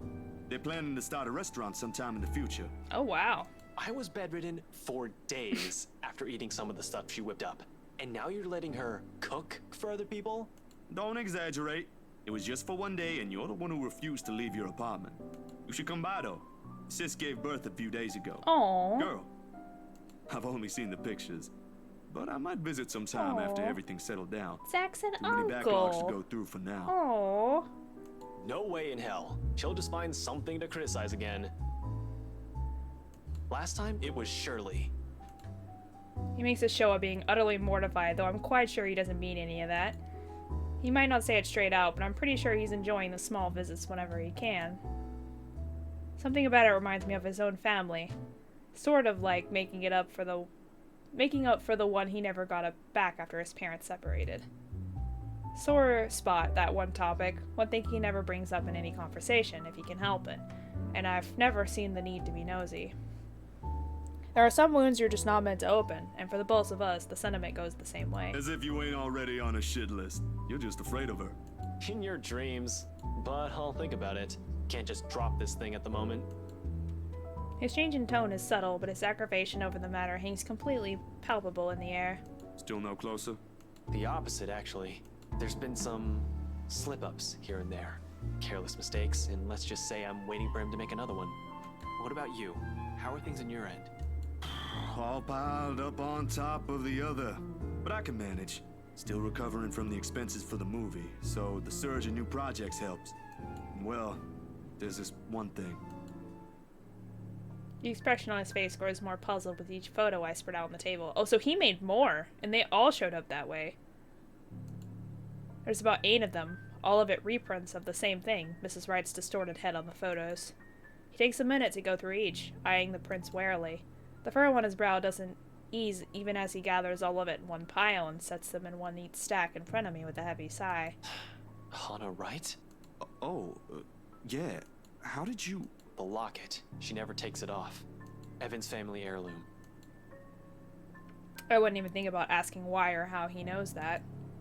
If he's investigating them, he's likely have already dug up every imaginable dirt on them, including family history. So it's probably good we took it to him, because he's already investigating them, so this might help him, actually. Are you done with your work with them? Yesterday, yeah. It's just a small feature for a magazine. Interviews, photos, standard stuff, nothing big. But see, here's the thing. I don't know how else to put this out there without sounding crazy, but there really is something odd with that place. Remember the letter? That's kind of the name of the game. Yeah. He drags in a breath, reaches up his nose and pinches it, like the action alone will help grant him all the patience in the world to continue this conversation. Please tell me this isn't about that again. No, Ash, you've got to listen this time. I am listening, and I can't believe that just came out of your mouth. These are some blurred out photos, and that letter is just a stupid prank. I expected this from Isabella, not you. You're the photographer here. I don't see any need to get worked up over this. I know what you mean, but will you hear me out first? Yes, listen to me first, and then you can make snarky remarks. Ash leans back on his seat and doesn't say anything further. He gestures for me to continue with a wave of his hand, impatience clearly on his face. Any other person telling him this and he'll walk out without batting an eye. I suppose the only reason he's giving me the benefit of the doubt is because we know each other. Ash, I don't easily buy into these things as much as you do. Yesterday, though, behind Hana. He blinks at that, his eyebrows lifting momentarily before settling into a deep frown. Hana? Since when were you on a first-name basis with the right missus? Why does that even matter? I thought you said this was just a gig. His voice stays level, but the accusation in it is clear as day. Hits a nerve in me somehow, more than that tone usually does. Jesus Christ. I do get where he's coming from, but why is he so antagonistic? Like, does he not... It's not the point. Yeah, does he not trust his friend? Well, it's either that or the rights, since he's investigating him for a reason. I mean, I guess he's mad because we are, like, getting close to them, or at least her, and he doesn't seem to like them. So I say, which one do I say, though? Which one will make him less mad? I mean, honestly, him insinuating is more than just a gig is really not the point of the conversation, though.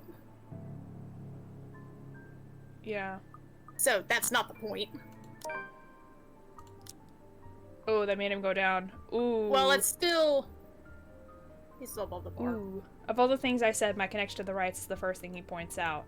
Much as I want to keep my annoyance at bay, I can't stop it from seeping into my voice. That's completely beside the point here, Ash. I warned you, Zach. I get it, all right? But you can't just expect me to turn it down after I made a commitment to a client. I've got to put food on my table. I didn't say you shouldn't, but you should not be messing with them. I wasn't messing with them. And this isn't? Oof. He waves the photos in front of me before dropping the pile on the table with a loud smack. I don't need to look to know where we've already attracted some attention from the lunchtime crowd. Besides, turning away from him feels almost the same as admitting he's right. There are things more important than this damn case right now. I wish he'd see that. It was a job, and that ain't how these photos were intended to come out. You think I'd go out of my way just to edit something like this? There's something weird going on here. And you think Luke Wright will see it that way? You think the Wright missus will find it amusing? But I haven't shown them yet! I did not do this for my amusement, Ash. People's lives might be at stake here. If you understood that in the first place, we wouldn't be having this stupid talk. Luke Ouch! fucking Wright is a dangerous man, Zach. Keep hanging around them and you'll find yourself burnt to a crisp in your apartment or floating down a river 3 days later. This case is... Will you stop talking about the damn case for once and just listen to me? Why do you think Isabella's... Don't you dare bring her into this. We're talking about you and this stupid... Oh, of course you don't want to talk about it. Ouch. Because you're fucking afraid there's some damn truth to what she's saying now that there's two of us. Ouch. Ouch. This is not how I wanted this conversation to go. Yeah, but he probably needed to hear it, though. Probably. But even if we would have said the other one, like, I don't know if that would have been any better, because he still seems so adamant about it. Every expression drains from his face as soon as the words are out of my mouth. They've hit their mark. Each utterance scathes, sharp with nothing but anger and the truth. Yet they are also things I won't typically say out loud in good company, and rather ease people into before letting it fall. Almost immediately, a wave of regret washes Ash, over me. dude, that ain't what I meant to... You said enough, Zach. Without another word, he stands, his chair scraping loudly against the floor. All of my brain races to find something to fix this. Ours ain't a fragile relationship by any means. I like to think we've gone past the stage when we find everything the other says insulting. But there are times when letters and phrases alone cut deeper than any blade. Mine might even leave a scar. He doesn't let me, however. Instead, he sets a card in front of me. The name is familiar, but amidst the cloud of remorse swirling inside my head, I can't bring myself to recall where I've seen it. You shouldn't be running blind. Call this guy. He'll be less inclined to shout at you. Might even talk some sense into you. Damn! Ouch! I don't see his face when he leaves, and it is only when the store's bell chimes again do I breathe. Ouch! That freaking hurts, dude!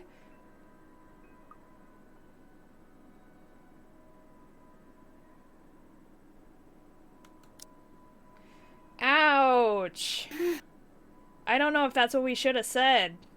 Like, I'm gonna stick with it because we promised to do that, but damn. Yeah. Of all the places, it never crossed my mind I'll end up wandering into the public library today, considering I rarely ever visited. Somehow there has always been this kind of disconnect between me and books in general. Sure, some of them held my attention in my youth during the brief times in the day I was left to my own with nothing to do. I went through the whole of Grant's collection, as a matter of fact. Read all of them twice or thrice even, but they never did hold it for long. Most of it never even sticked. Especially after I learned it's simply easier to do things myself if I want to learn stuff. This ain't in the plan in the first place. But after that argument, I really don't have any other choice. Nothing but quiet greets me inside, though. Not the typical mum one would associate with a library, but one akin to a hush prior to an impending trouble. Or perhaps I'm just overthinking again. I really like to think I'm just thinking too much about this, that this is just the lack of sleep talking. Regardless, apart from a group of students murmuring in a corner somewhere, the place is free of its usual visitors. All while my footsteps echo in a manner unsettling enough to raise the hairs at the back of my neck. Much to my relief, it does not take me long to find him, being the only occupant in this side of the room. Professor Andrew Clark. I've never personally met the man, but Ash has spoken highly of him several times. In fact, he is Ash's go-to guy when something's troubling him with a case. My steps are unsure as I approach. At any rate, he greets me with a warm smile like a grandson he hasn't seen in a long time. Ashton's friend, I take it. Zachary. You'll have to forgive this old man if I don't get your name right. Oh no, you got it. It's Zach. Zachary Steele, Professor Clark. He gestures at the empty seat across the table when he returns to his books. The next couple of minutes pass in relative silence as he continues to read and take the notes from the pile he's accumulated on the table. Maybe I should have taken a book first before heading here. But before I can even get far into that idea, the professor clicks the book shut and sets his atop the stack next to him. Ashton told me you were hoping to get answers from me. At my confused look, he lets out a small chuckle. He sent a message ahead. A friend needs to have some sense knocked into him. In verbatim. That boy never changes. I wasn't really expecting you to do that. Although I'm not quite sure what I could share, I'll do my best to help. Of course, there are a lot of things I want to ask. How do we get out of this mess in the first place? Among hundreds of concerns in my head. But in the presence of someone I barely know, the thoughts won't easily form. He is nothing but patient, however, and with enough time to mull over, a question finally forms. Do you believe in the paranormal, Professor? It's supernatural, actually. Don't worry. It's a common mistake to make. But they really are two different things. The other one deals with what we can't explain at the moment, while the other are things we may not have an explanation to. Here. He places a couple of papers in front of me, the very same one he was writing on earlier. A study of Lexborn's supernatural culture in a nutshell. A friend of mine wrote that a few years ago. He took interest in the city after reading about the stories. I have to agree with him here.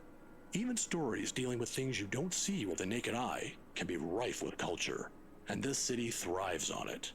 Hey, Leon. Just ask the locals. Like ghosts, for example. Among other things. The interpretation has changed over the years, though. Various religions, for example, have their own version. It might not always be a spirit now. It could be a memory, or an imprint, an echo, so to speak. Some are born from curses, even. Out of great anger, hatred, or pain. There was this one story. Here it is. Another book is pulled out from the stack and placed once atop the papers, while he speaks with such passion that it makes me wonder if some part of him believes these to be true. It is interesting, though, even if I'm personally not a fan of such stories. And soon, hours pass without my notice. In the end, it asked for something to be sacrificed in order to destroy whatever anchors the Wraith. A sad tale, that one. But the simplest grudge can bring the ugliest, even in the kindest person, with some people none the wiser. Oh, I'm sorry. I just went on. Nah, it's good. Are you familiar with the Ermengarde mansion, though? Of course. That goes without saying. Who hasn't heard of the local legend? Although, word of the mouth is, someone has already bought it. Ah, yeah. The right couple. It was a close friend who handled that sale. So I heard. Well, don't think the house being bought by anyone would stop us from talking about it. What is it about the mansion, then? I just want to ask what you think of it, sir. We're going to need more than an afternoon for that, young man. You see, it's the kind that has changed over the years, passed down from one person to the next. Sometimes, it's the Lord William who haunts the place. There are versions where it's the lady of the house. But my favorite, a personal favorite, would have to be the ones that followed after the disappearance of the kind daughter. Well, what about these, then? There was a moment of hesitation on my part before I pull out Mrs. Wright's photos and lay them all in front of him. Unlike Ash, though, the professor inspects each print with great interest. That gives me some hope, at least. When were these taken? Just the other day. Do you think those are the same? Perhaps. Perhaps not. There were certainly instances when the film would pick up what the human eyes weren't able to see. But then, it could also have been human error. I didn't edit it in any way. You have my word on that, Professor. They all just came out like that. Then, if it is what you're thinking, I'd strongly advise against doing something reckless and further tangling with them. Accounts about them may be riveting to you, but most of it often ends in an unpleasant manner. What about those people in the house? If there is something in there, shouldn't they know? I'm sure they're already familiar with the legends, but... Some people might deserve it, however. Deserve what, sir? All of a sudden, the tenderness in the professor's eyes disappears, his face becoming unreadable. As though catching himself, he hastily clears his throat, gathers his books, and rises from his seat. Professor? I'm sorry. I just remembered something I neglected to do. You'll have to excuse me, Zachary. All right. Do you need any help with that? Don't let my looks fool you, son. I can still carry a few hundreds. I've been doing this for years. I'll see you some other time if you have any other questions. Of course. It was nice knowing you, Professor. He doesn't hear it, however. In a few short strides, he's out of the library, leaving me in every piece of this whole mess amidst the oppressive stillness. Despite the answers gleaned, more questions surfaced. If there is even a single way out of this, I hope we find it soon. Well, that was foreboding. Yeah, that didn't, answer any of my questions at all.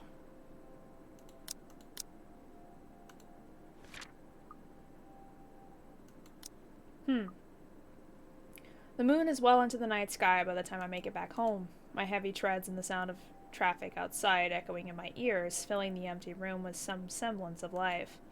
Nana would scold me if she ever hears me walk like that, but after today, I really can't give a damn about everything. The mattress creaks under my weight as I unceremoniously flop down onto it, and I find myself looking at the paper under my grip. An invitation and request to cover an event, the Wright's housewarming party, tomorrow evening. Was he there? Taking pictures? If only it were that easy. I think it was. But it'll give me a chance to talk to her about that thing in their house. With a sigh, I let my hand fall to the side of the bed along with the invitation. I'll think about it tomorrow, when my head ain't muddled with thought of a headless woman and the haunting smiles of a ghost. Belatedly, it occurs to me that the last meal I ate had been the one with Ashton. And an empty, gnawing ache makes itself known, but I can't bring myself to stand up. Today was a complete waste of time, and frankly, a disappointment. I don't like this. The lack of certainty, the disquiet, the lack of stable ground to stand on. The part where I do not know what will come tomorrow. Ever since that damn letter, everything has thrown out of the loop. I wish everything stayed the same. Routine would have been easier to make sense of than this.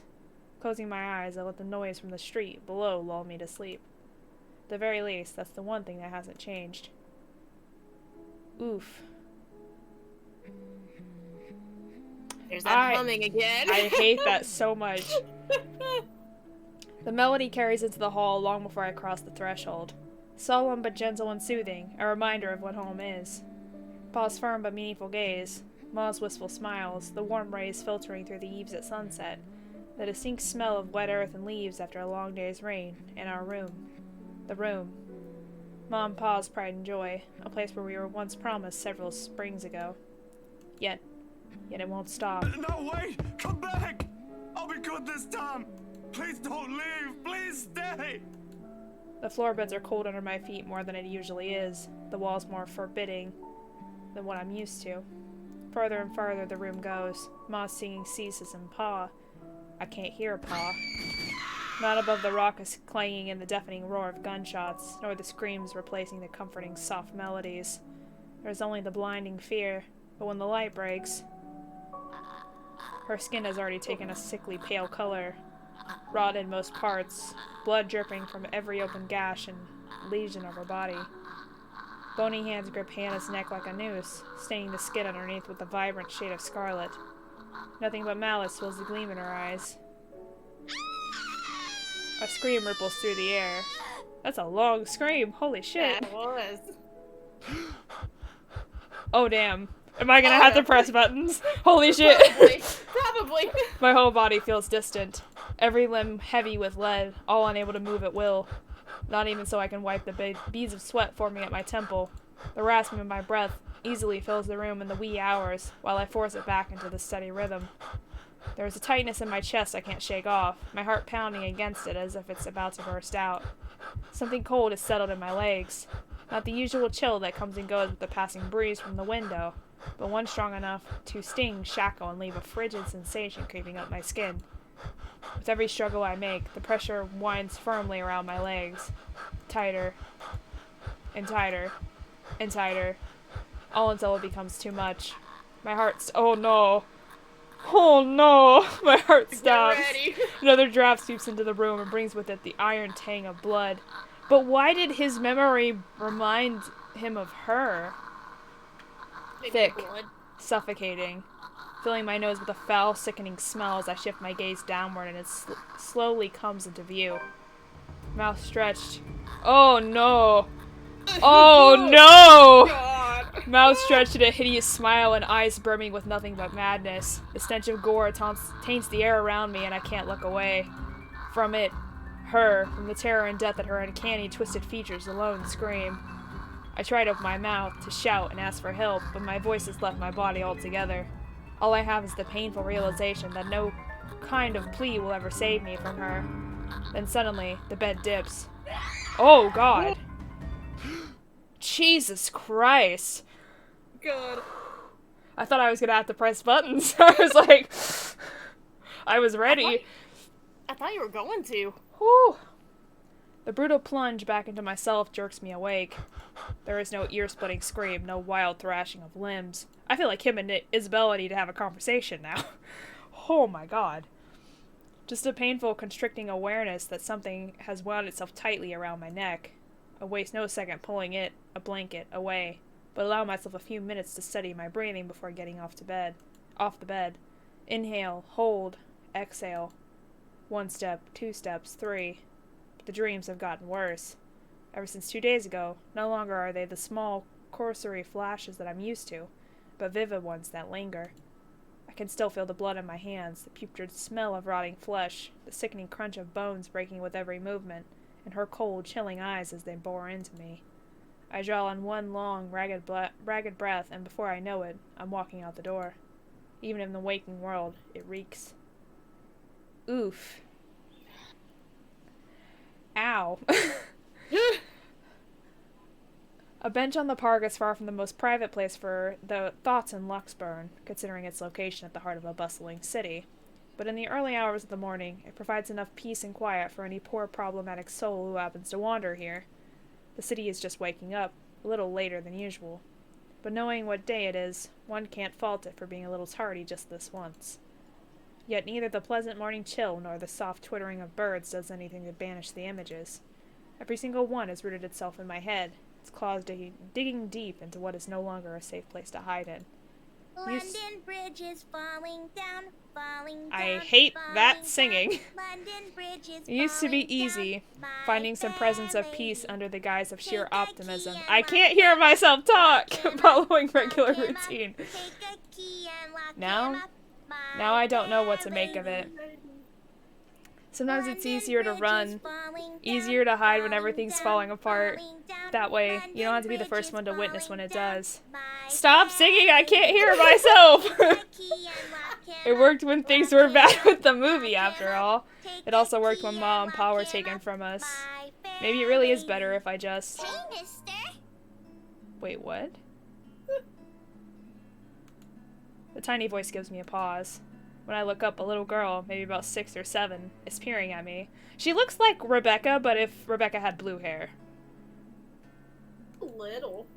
2 wide eyes, overflowing with what can only be the natural curiosity one typically sees in children. I vaguely note the St. Goretti uniform she's wearing upon returning her greeting. Hey, kid. Kylie. Kylie. Kylie? That's my name. Mama said it's rude not to call people by their names.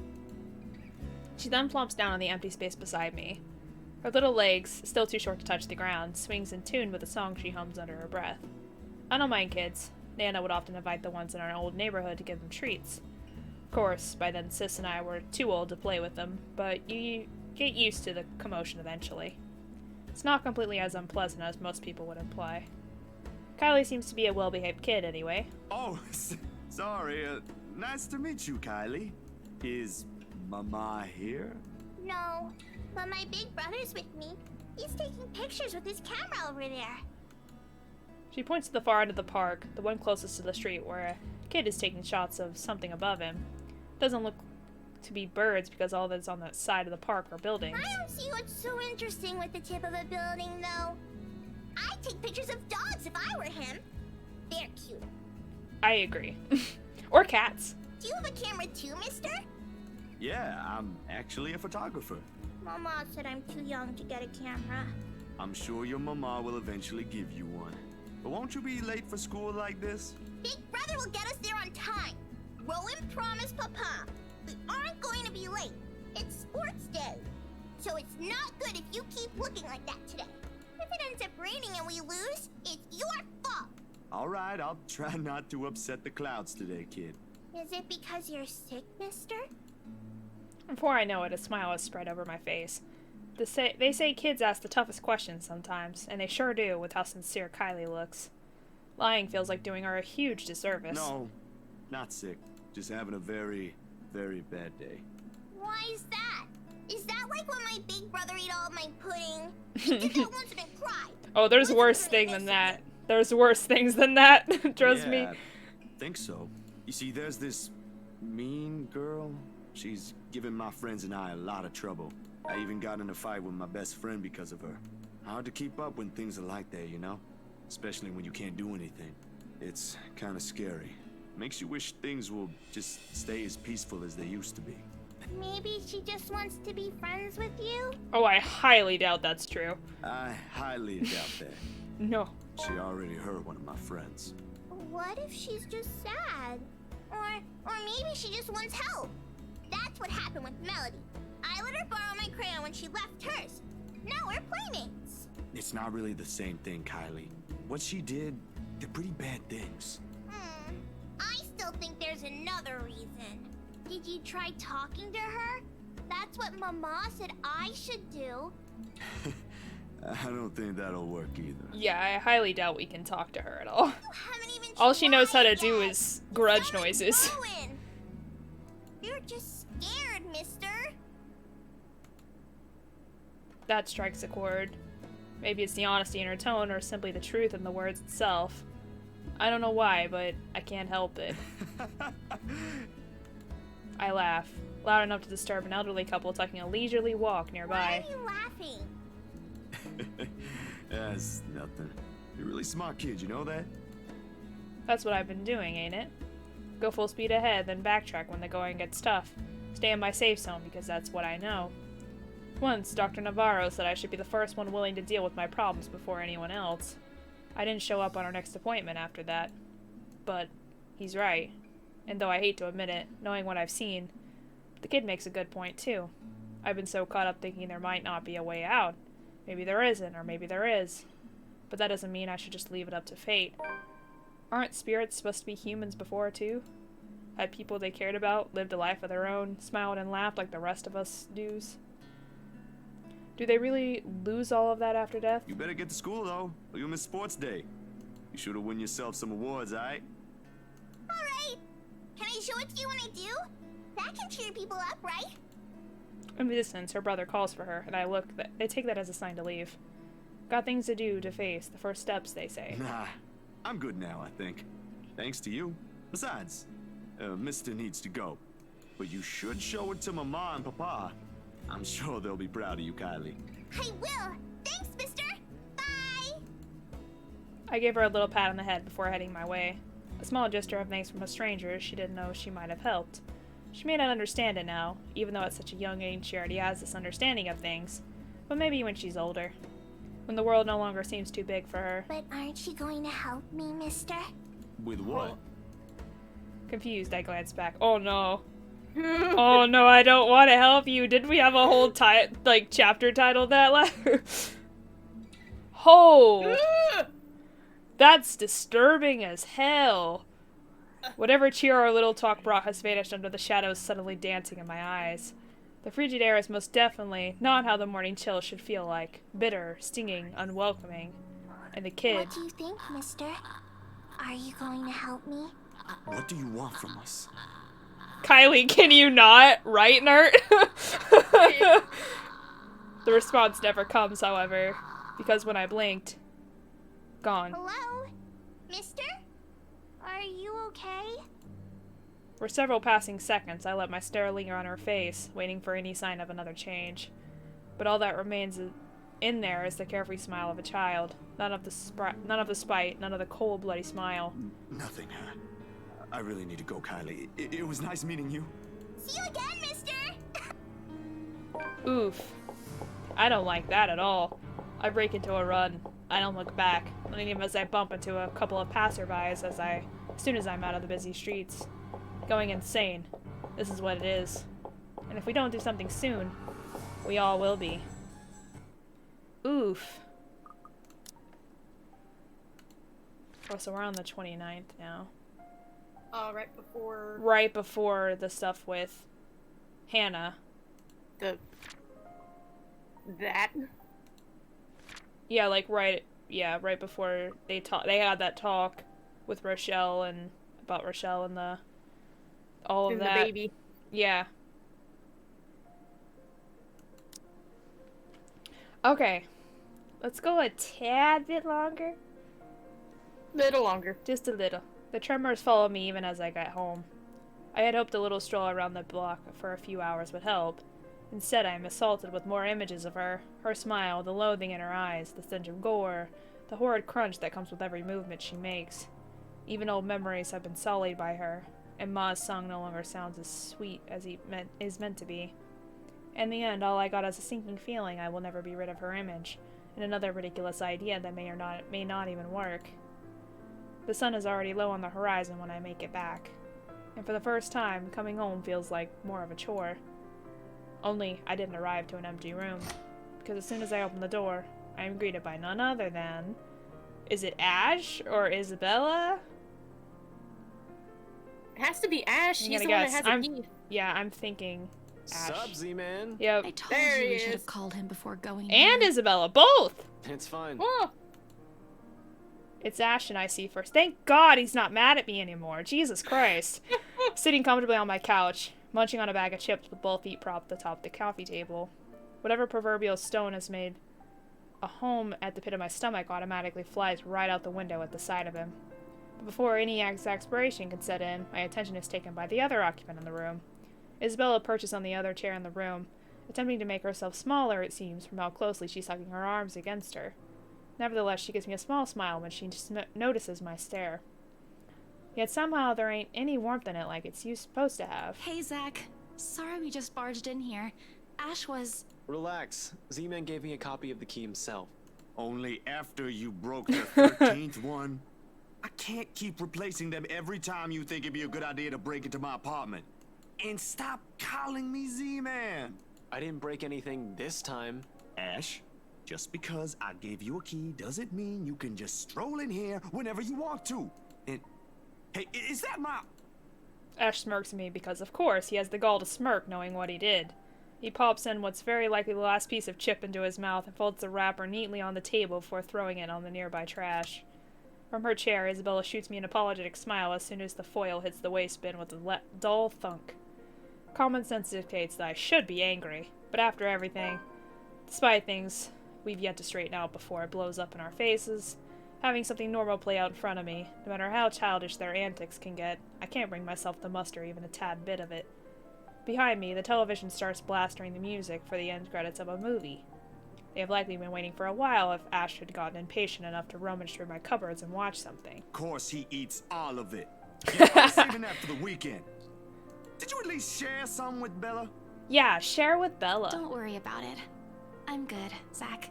Really? It's free food, you know? What was that you usually say? You don't say no to free food? What happened? No, I'm just not hungry. What happened? Ash only shrugs at the question in my eyes. I can't be the only one who finds this vibe she's giving off to be odd, and the guy has no doubt already caught wind of it. Aye. But if you want something, just say so. I've got a fully restocked pantry right here at your disposal. Still not a 5-star level thing, but for an empty stomach, it'd do. Just say the word. Thanks, Zach. Maybe next time. Food is not really what we came here for. Ash, he's the one who... She casts a brief glance at Ash, and in an instant he sits up. Every trace of amusement gone from his face as he claps his hands in front of him and leans forward. A minuscule gesture meant to ease, yet the grim expression on him tells a different story altogether. Alright, you two, what's this about? I don't like those looks. I am suspicious. If this has something to do with the other day, I really am sorry about that. It was rude, and I didn't mean for it to come out that way. A short but tense pause follows. They're both stalling. Under normal circumstances, I'd wait. With these two, the more you force it, the more they'll clamp down on it. But as a handful of seconds continue to slip by, the unsettling feeling in me also grows with it. Soon, it turns into impatience. Before I can demand a response, though, one of them finally speaks up. It is Ashton who first breaks it. No, don't apologize. I should have listened. How is everything with you lately, Zach? Hold on, Ash. Both of you. Did I just hear you say that? Is this why Isabella's here? Has something happened? Calm down, we're just here to check on things. So, did you meet Andrew about the photos? What photographs? Said photographs have been sitting untouched since the day I dumped them into my drawer. Isabella goes very still when I hand her the small stack. To her credit, she does not flinch like I'm expecting her to and flips through each of them in silence. But while her eyes remain strangely calm, her hands have gone rigid and her mouth is set into a thin line. She, of all people, understands what this means. In hindsight, she should have been the only one I approached before Ash. What did Andrew say about them? It could be one, but there's no guarantee it's a supernatural thing. It doesn't always happen. So, that's a dead end right there. Now that I think about it, bothering that guy for this feels pretty silly now. But with the dreams lately... That's all? Did he say anything about the damn letter at all? Did you ask him even? I paused, glancing at him skeptically. I don't know where this sudden curiosity is coming from, but if Ashton, calm, cool, collected, always logical Ashton, takes interest in this, something or someone must have fucked shit up somewhere. Or the world is ending. Seconds pass. The apocalypse I'm expecting to go along with it doesn't arrive, however. I have a feeling Isabella told him everything, and then now he's like... Yeah, that's really everything. The letter kind of slipped my mind. The photos were more important at that time. There was some stuff about the local horror stories, though. Talked about the curses, and he was really fascinated with the story about a wraith asking for a sacrifice to move on. Kinda nasty if you ask me. But it does make sense if you simply go along with it. I'm not sure how this will help in the grand scheme of things. Why are you asking about this anyway? Rose's death isn't just a coincidence, Zach. It may have something to do with... I may have... Wait. Stop right there for a sec, Bella. I thought you ain't buying this stuff, Ash. Just the other day, you said the exact same thing. I still don't, but even Rebecca, out of all people, claims there's something. Whatever this is, someone has got to look into it. Everything about this screams shady. Are you sure you even have the time? Ain't you busy with your current case? I got taken off that one. You didn't say you were taken off your case. I just got the news this morning. Apparently the higher-ups think I'm doing a horrendous job at it. It doesn't matter though. If these two cases are connected like I initially thought, then regardless, I'm on the right track. Are you sure we should even be doing this? Doing what exactly? There's someplace we'll visit after this. Too vague for comfort, Ash. And please don't tell me you're bringing her with you. His affirmation comes in the form of a stare, but that alone says all I need to know. What I pointed out gives him a bit of a pause, though, and his voice is thick with hesitation when he addresses Isabella. You know what? Zach's right, Isabella. You don't have to come with me. It's not myself I'm worried about. It's you. I'll just do this myself, if it'll get you into more trouble with your superiors. At least I can make up an excuse why I need to be there. Don't be ridiculous. You're not walking in there without me. Besides, I think it's a little too late to back out now. Have you two seen the news this morning? I haven't, actually. Mama called, and I was busy. The change in the air around her, while small, can not have gone unnoticed, and it takes every willpower not to ask. Probably the only thing reining in my curiosity is the fact that Ash himself hasn't brought it up either. No problem. It should be in the afternoon news as well. Oh. He grabs the remote and cycles through numerous channels until he gets to a news report about another guy who has been found dead in the early hours of the morning today. Burned alive this time. Oddly, no fire has spread and whatever damage has been contained within the place the body was found. The room itself, however, has been completely vandalized. Help me. Help me. Help me. Another murder, the authorities claimed. Isabella and I knew better. None of us shifts even after the report ends, but the room has suddenly felt stifling. Ashton's eyes have gone hooded with what appears to be restrained anger, and the remote in his hand creaks mildly under his grip. The stone is back in my stomach. A tiny little thing gripping at my insides, growing with every passing second as the dread sinks in. In the thick of it, Isabella's voice is the one that breaks the hush. A small, weak thing on its own that wavers unevenly between words, but every syllable heavy with meaning. This is because of that thing, isn't it? I did this somehow. When it fades, all that's left in the air is her doubt and fear, while all we can do is to cope. I have a feeling, though, that even if Isabella wouldn't have picked up the letter, it somehow would have been picked up by somebody else, like either Luke or Hannah or somebody else. So, like, I have a feeling that it didn't matter whether she picked it up or not. It was gonna happen regardless. When it fades, all that's left in the air is her doubt and fear, while all we can do is to cope. Oof. Is there something I could say to make her feel better? I feel like we have to say it at least, to try. Yeah. Try to make her feel better. It ain't too late. We could still fix this. There's 3 of us here. Man, our relationship with Isabella is fantastic. It made Ashton's go up, too. Good. We're still good with them. Heck yeah. I felt so bad. I was like, I've destroyed our friendship, dude. I'm so sorry. It ain't too late. We can still fix this. We got this. 4 if you count Rebecca. No. She's staying away from this. Has she not seen the letter? I thought we showed it to her, too. Yeah, she's seen it, but I don't know if she's seen anything yet or not. She lifts her gaze at me, eyes steady and shoulders squared as she holds it against the baffled look I give her. Although in the next second, it immediately softens, and it takes me by surprise nevertheless. In those brief moments, it's like I faced a different person. I don't want to involve her in this any more than I already have. Both of you as well. I already said it. That's completely out of the question. Stop asking. Still in all, that's 2 extra heads who can do the thinking. Between us 3, I'm sure we'll figure something out pretty soon. Don't make this whole thing sound like it's a piece of cake to deal with. It ain't. But better than sitting around, yeah? Plan is still a plan. You're going to shoot yourself in the foot one day with that kind of thinking. We don't even know who's doing this. The last 2 murders might just be similar incidents done by 2 different suspects. Hasn't stopped you from going after them before. Remember that time when you Okay, stop right there. There will be no retelling of that incident today, Z-Man. Or ever. I want to know. Now! Keep calling me Z-Man and maybe I will. Suddenly, Isabella laughs. Though muffled by her hands, it rings light and easy against the thick tension in the room. Still a far cry from the usual cheer she carries, but brings a welcome shift in the otherwise dreary mood. Thanks, you two. I'll tell you about it when he's not around. Give it up, Z-Man. She's not interested. Who says I'm not? Of course she's interested. Everybody's interested. Ash makes a face, but chuckles at the jest despite himself. Why am I even friends with you two? Because they're the best friends you could ever have. And like this, most of our worries ebb away, if only for a few moments. They take their leave, mere minutes close to sundown. But regardless of the lighter mood, little has been said of their plans, only vague hints of what they're aiming to do after. While it ain't any of my business to know, something about this whole thing still gnaws at me. A tiny passing thought urges me to do something as well. Do we keep going? Do you want to keep going?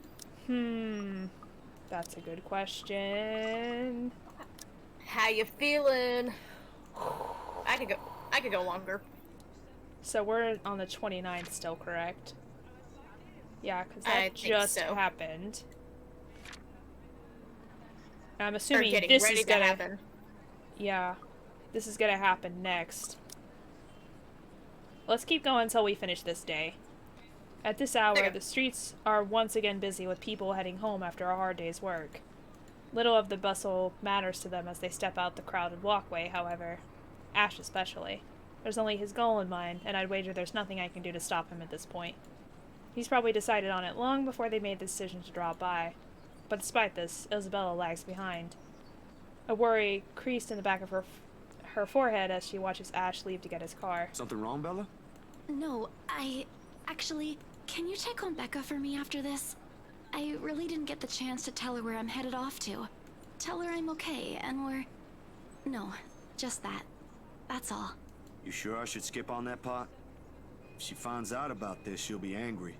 I don't really want to deal with angry Rebecca. It gives me a stomachache just thinking about it. Neither do I, but I'll handle it if she gets mad.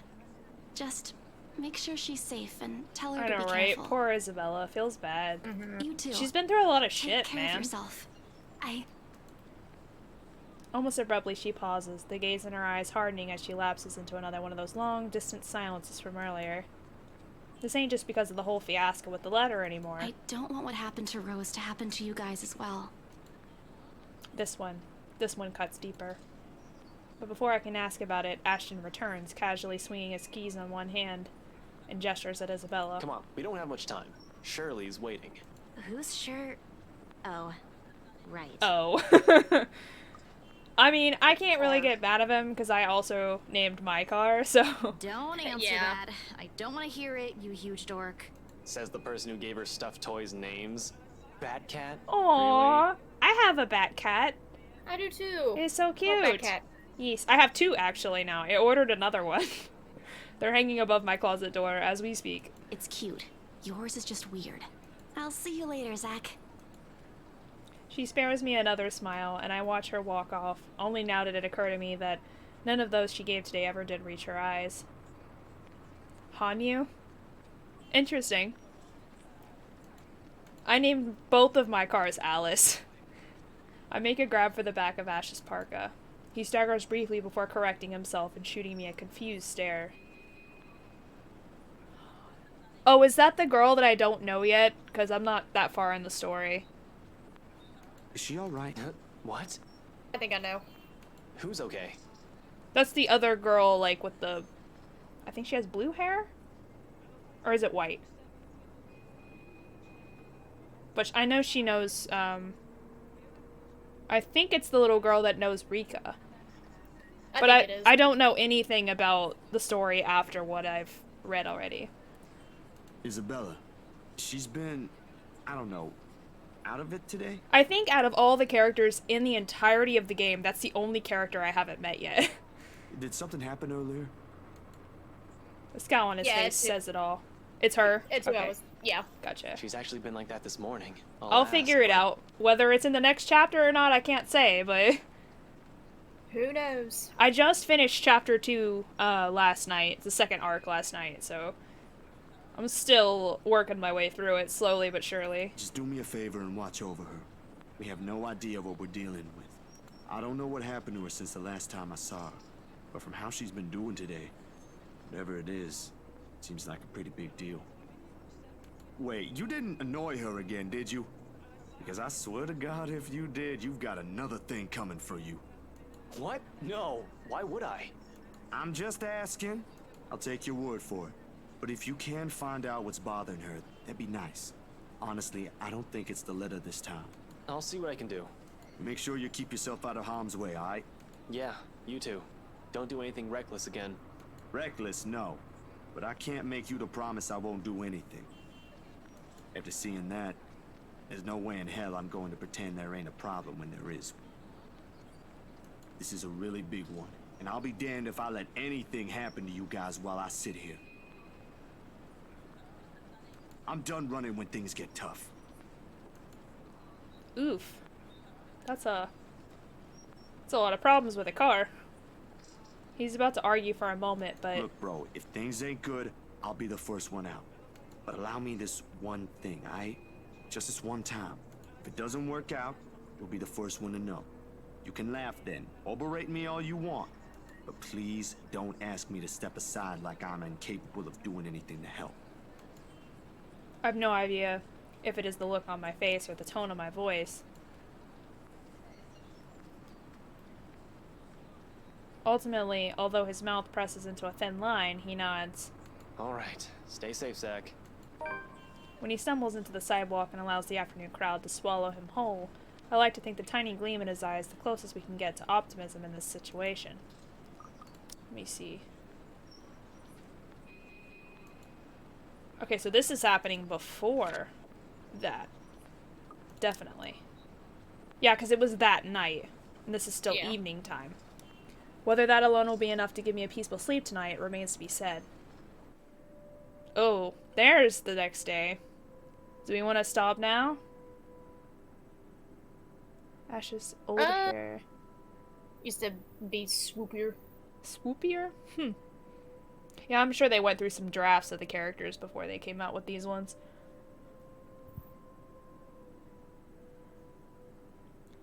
What do you think? Should we do a little more? We can keep going. Oh yeah, I want to see it. We're definitely getting close. Getting closer. I mean, we're past that scene. He just doesn't know about it.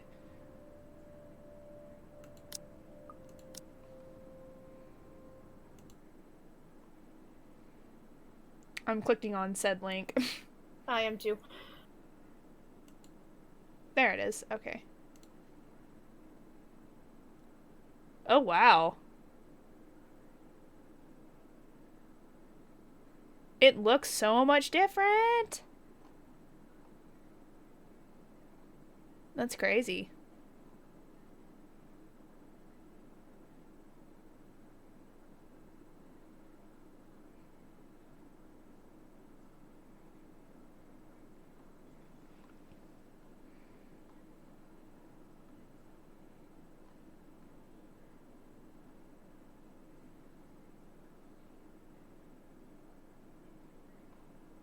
Interesting.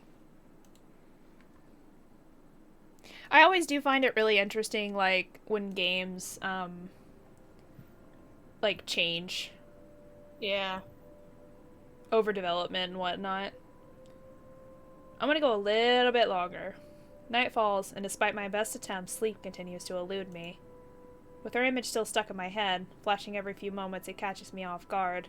With Ma's lullaby still echoing in my ears, no longer the soft tune it once was. The terrible gnawing at the pit of my stomach. It's no wonder I can't bring myself to drift off even for a little while. We're making up for all the time we haven't played in the last month. We're getting 2 months worth of Yeah.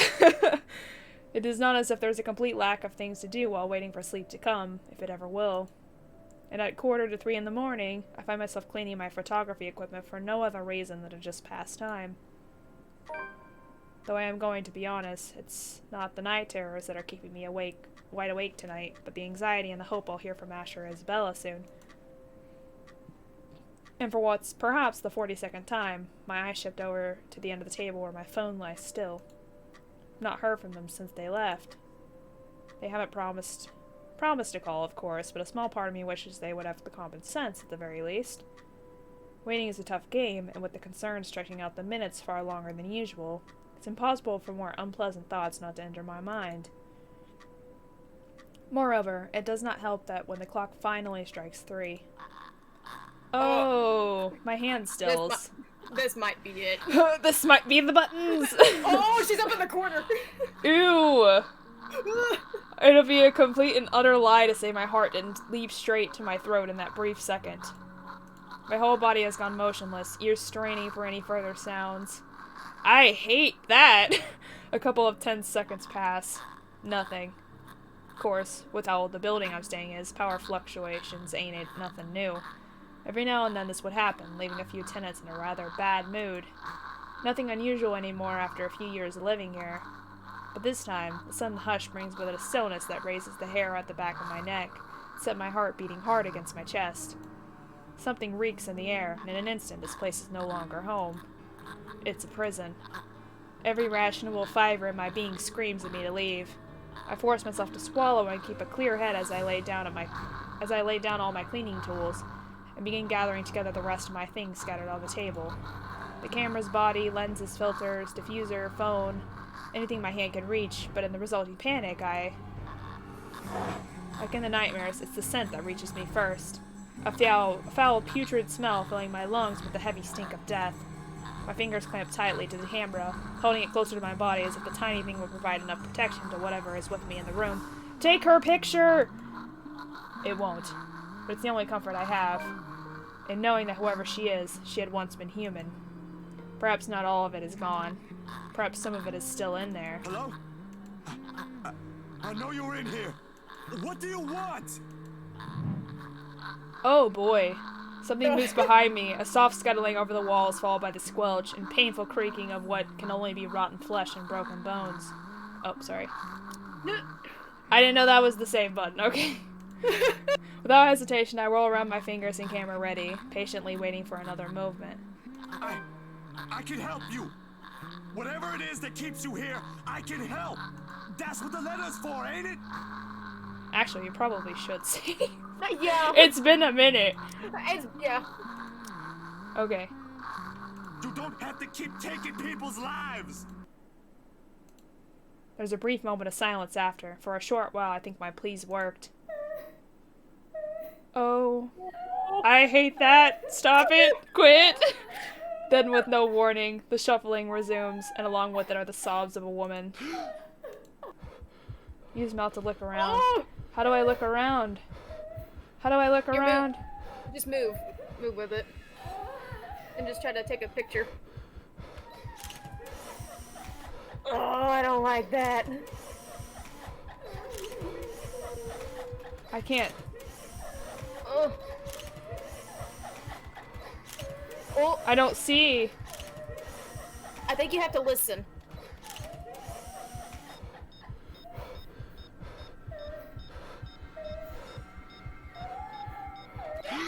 Oh, Jesus! The light flashes fleeting one last time, allowing me a glimpse of her grotesque, misshapen features before it is once again lost in the darkness. Oh, boy! Oh. All of a sudden, her tune changes. No longer a soft cry, but a high-pitched shriek brimming with pain, grief, and anger. Every ounce of courage I've mustered flees from my body at the sound, and the next thing I know, my hand is gripping the knob, and I'm wrenching the door open. Her wails follow me as I flee into the night. Oh my god! Pacing has always been more of Ashton's thing than mine. When I want to think, I sit and let the minutes tick by until an idea comes to my mind or my pulse settles down, and yet dried leaves and twigs crack under my shoes as I make another pass at them. Terror is too mild to describe what this is. There's no way in hell I'm going back. Whatever she is, pleading won't work. The moment we saw that letter, she's been after us. I can't run. Not this time. Nearly 2 hours have gone by since I left comfort of my room for the solitude of the park. 2 excruciating hours since I've started making calls. No one's answering. Not even Rebecca, who has always kept her phone line open in case other people need her.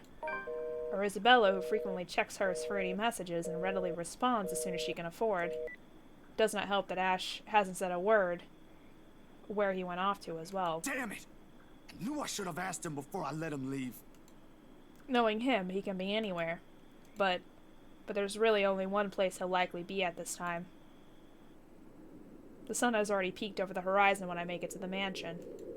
I have no idea what I'm expecting to see when I get there. There's Ashton, first and foremost. Part of me wishes my assumptions are correct and he's really somewhere close by on a stakeout. But I've never been the lucky sort when it comes to that kind of guessing. And even after I've made a round of the immediate vicinity, I could find neither hide nor hair of him. Calling him does no good either, considering how awful the signal here is. He can't be too far ahead if he's really here, but if he is, he would have already noticed me by now. So instead, there is only silence. The kind too quiet to find any sort of comfort in. Even the trees seem to have fallen asleep with the rest of the mansion, oblivious to what's happening around it, a small island of stillness to the otherwise fast-paced world. No wonder the wholeness of Anselm feels at odds with the rest of Luxborn. While the city is alive, growing every minute, breathing every second, and pulsating with life, the village remains unmoving, unchanged. It's not surprising the legends still live up to this day, and why she's still here, walking its hallowed halls. And beyond me, the mansion looms ominously, but now ain't the time for fear. Even if Ash is not here, I've still got to let the Wrights know what I've seen, what's in their home. Whatever grievance Ash has with them doesn't matter. There might be grounds for imprisonment, but that doesn't serve a brutal death at the hands of one malicious spirit. And I'm sure Isabella would want the same thing. I head straight for their door without a second thought. Takes a few rings that sound loud above the foreboding stillness before I hear footsteps on the other side. God and get it! Only a Nazi would knock at such an ungodly hour. And there he is. Where is what's his name? Johans? Is that his name? Who knows where Hansi's at? Yeah. Oh boy. Oh. Hello, Mr. Wright. What is that aura around him? What the hell? Before long, the door swings widely open and Master Luke Wright standing behind it. Seething would be a complete understatement to describe him. Like this, I've got no doubt why Ash would find him suspect. You? How the hell did you get in here? I literally knocked on the door. What the hell? What in 7 hells do you want? It's bloody 6 in the morning! Listen, sir, I know this is not a good time. Oh, it's not a good time. Did you even check the clock before coming here? I bet you didn't. Unlike you, the ones living in this house need to sleep. Come back when people are actually awake, or I'll call security on you. This is the day after that, right? This is the morning after this happened. No wonder he's like, this. Yeah, but that doesn't explain the smoke around him.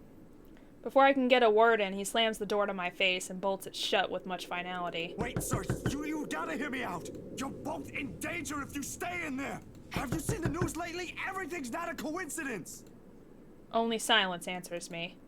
Maybe if it was Miss Wright. Oh, who am I kidding? There are limits to how far a person will believe you. Then again, I didn't believe Isabella when she warned us. Now I'm here, desperately trying to save people even if I'm aware it's completely out of my own capacity to do so. Is this what they call karma? If so, this is one horrible way of turning things around. Taking people's lives, playing with people's fears, making them feel useless. You're around, ain't you? You here? Inside this house? Listening, watching, or whatever it is that you spirits do? What did they do to you? I can help you, you know? If it'll let you move on, I'll gladly do so. You don't have to kill anyone. Nothing. I don't even know who I'm talking to, or if a sane person is supposed to be doing that. The only thing I got after this is a feeling of foolishness washing over me. Or perhaps this is just me losing my mind. Out of the other options and any other ideas, I let my hands slide off the door's surface and fall listlessly to my sides. I can go back to Luxborn, try to find the others, try to get out of this mess with them. Or let them know how much in deep shit we all are. Both sound good. Either way, my loitering here ain't helping at all. I let the quietness calm me for a few more minutes before standing up and heading out to fetch my bike. It's quite a distance to Luxborn, but if I hurry, I'll reach it and maybe... rustling stops as soon as I turn around and strain my ears for any other movement around me. Yo, Ash, you there? No answer. If he is here and I've just missed him earlier.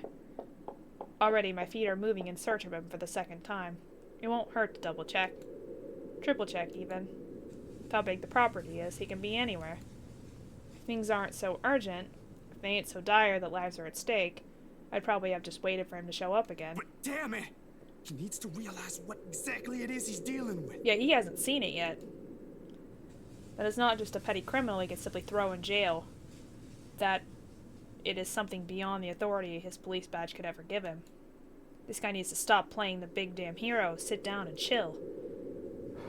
My breathing comes in short, shallow rasps by the time I make it to back where I started.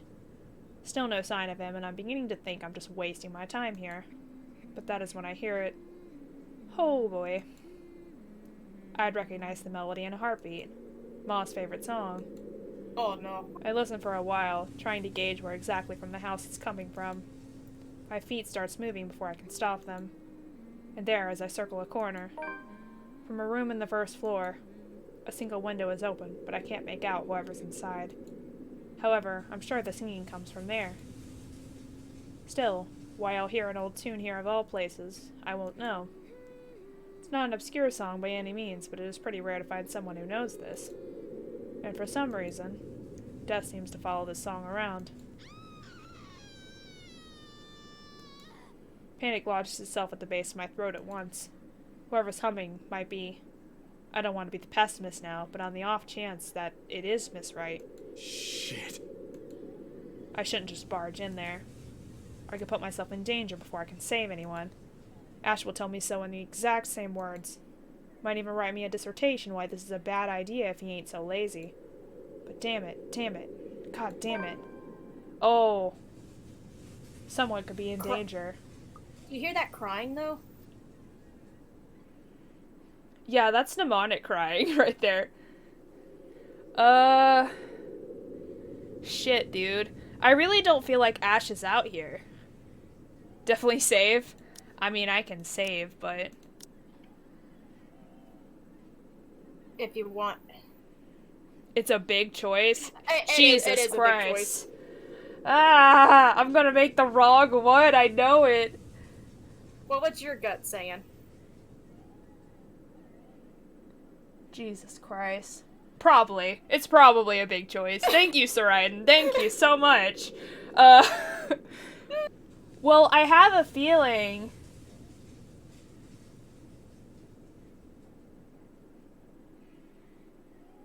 It is definitely Biff? Big, okay.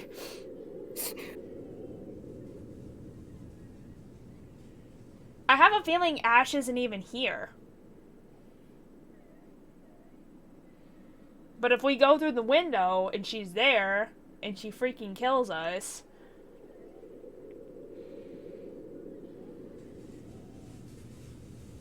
Go with your gut. Damn, son.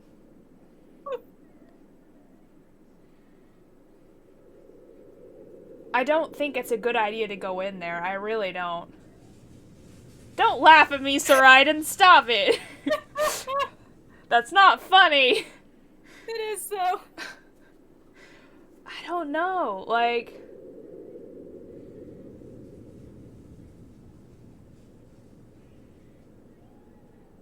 I know where this choice leads, so I'll let you pick.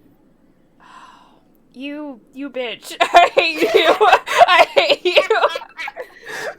I hate when you know things, because you don't know everything, but you know certain choices. Yes. It is fun, Saraiden. It really is fun. I hate you both. Thank you, Nert, for not, like, I mean... Damn it. Like, I like knowing that it's a big choice, but I also hate knowing, because if I make the wrong one... Everything in me is screaming at me to run the hell away from that window, but... She can follow me anywhere, so it's like...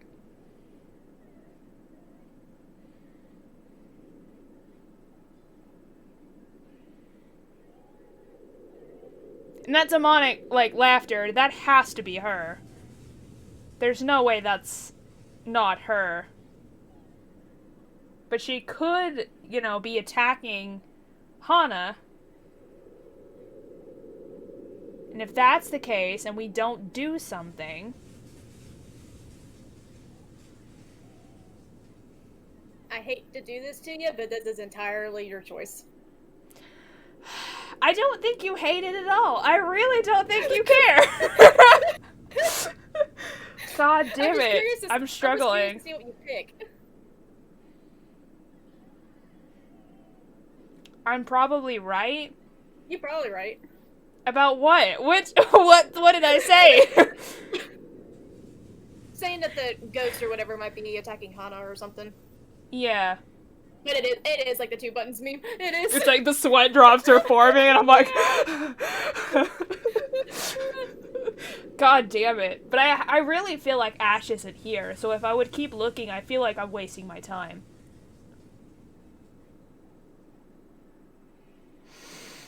But it also could be like the one scene at the very beginning with Isabella, like, you know, where like, I was supposed to be brave and go check it out. You know what I mean? I mean, maybe.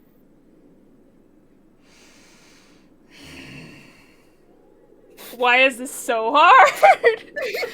God damn it. I feel like looking for Ash is a waste of time. Like, I really feel like he's not here. And if he is here, he might be inside already.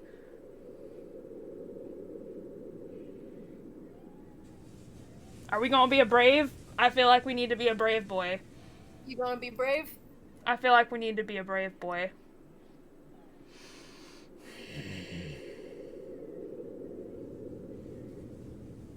God damn it.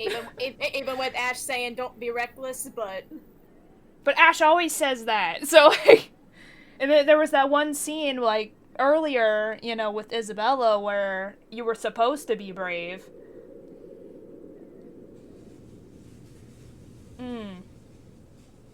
That's hard. Go with your gut. I hate that shrieking that's happening in the background. Like, it's so distant that it's discerning. The shrieking, the rustling of the leaves, and what sounds like a freaking trash bag. Somebody's just waving a trash bag. And she's just sitting out there just like silently crying and just was like on guard duty or something. If someone dies and I don't go to look for them, I would be so mad though.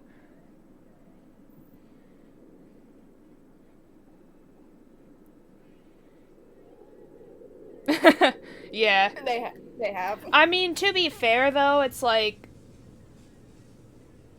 it takes a lot of money to make a game like this, so I don't blame them at all. We gonna be brave, boy. We gonna do it. We gonna go. You gonna do it? We gonna go. I could search for Ash, but what if it's too late by then? With how big this place is, he could be anywhere, and it's very likely by the time we come back, somebody's already bit the dust. That, and the cries grow louder against my ears the longer I linger. Almost possible to ignore, drawing in like a moth to a flame. For a moment, I let myself shudder, shaking the uneasy feeling off my head.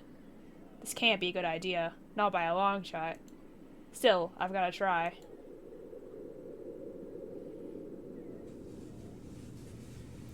Funnily enough, for a couple of high profiles as the Rights, they don't seem to have any security detail patrolling around. A few guards here and there, sure, but one will expect they'll have more considering the size of the place. It works to my advantage, though, and I really can't complain when there's a high chance I might get arrested for what I'm about to do. Luckily, the window's wide enough for me to fit through without making any noise. There's certainly no going back now. Oh, God. What have I done? But as soon as I step into the parlor, all of it ceases, while I find no trace of the woman I heard crying like I'm expecting to. The room is still empty at this time of the morning, and I'm left standing awkwardly in the middle of the hush. Maybe she just hid somewhere? Hello? Are you here? I heard someone earlier, and I'm here to help. Hoping for an answer, I let the question hang in the air. But several seconds merely go by without a word, or the slightest movement to indicate there is someone in there.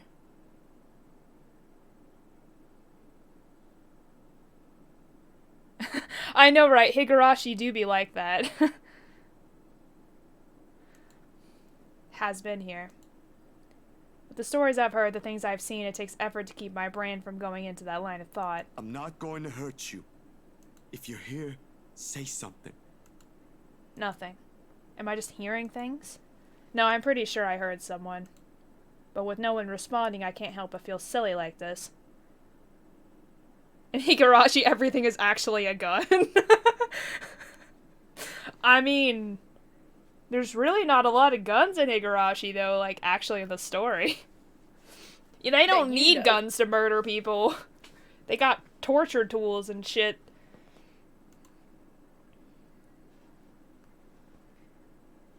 And the awareness that I've just trespassed a house for nothing because of some voice prickles at me. Wait, Takahata plays one of these people? Plays Luke. Oh, really? Interesting. I did not know that. Okay. I knew Amelie was Isabella. I knew that 100%. I don't know. I don't know the rest of them, but that's interesting. He does so good on he does so good on the sleazeball. He does. He does. I didn't even know that. That's so funny. Okay. And the awareness that I've just trespassed a house for nothing because of some voice prickles at me. Suddenly the silence feels uncomfortable and a needling anxiety slowly creeps up my back. I should get out while I can. If it ain't there, it ain't there. I don't spare the room another glance when I walk back the way I came. Out into the window, leave before someone else notices. I thought I heard a servant moving around here. Turns out it's just a Hi, rat Johans. scurrying up. How unpleasant. My heart shoots up into my throat. I can't run. The window is a few steps away. Or I can run. I should be able to escape. But instead, out of some foolish impulse, I turn around. Perhaps it's because the only impression the guy has left me in what few times we met is nothing but unsettling. This ain't what you think it is. You're quite the distance from the kitchen, I'm afraid. Perhaps I should lead you there. Someone's in here before me. I wasn't here for what you're thinking. There was sobbing and... First blow knocks the wind out of me. Oof. Sending me heaving and crumpling to my knees. Oh, really? He played Whitley? That's interesting. Okay. Tears well up in my eyes as the pain swells. I thought his voice sounded familiar, but not that. As the pain swells when he twists my wrist behind my back. You gotta listen to me. So we have been arrested. Then again, dirty thieves aren't welcome in my kitchen either. I wasn't stealing! Damn, that sucks. For a moment there was only silence and a sudden piercing ache, this time at the back of my head. The room abruptly tilts on its axis, dimming.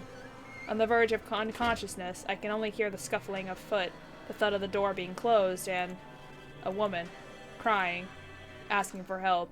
I know no more. Oof.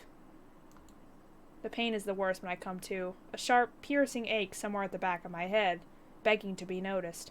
I demand to speak to Hannah. I demand to speak to... She'll understand, right? Ain't gonna let him. But it's nothing I can't handle.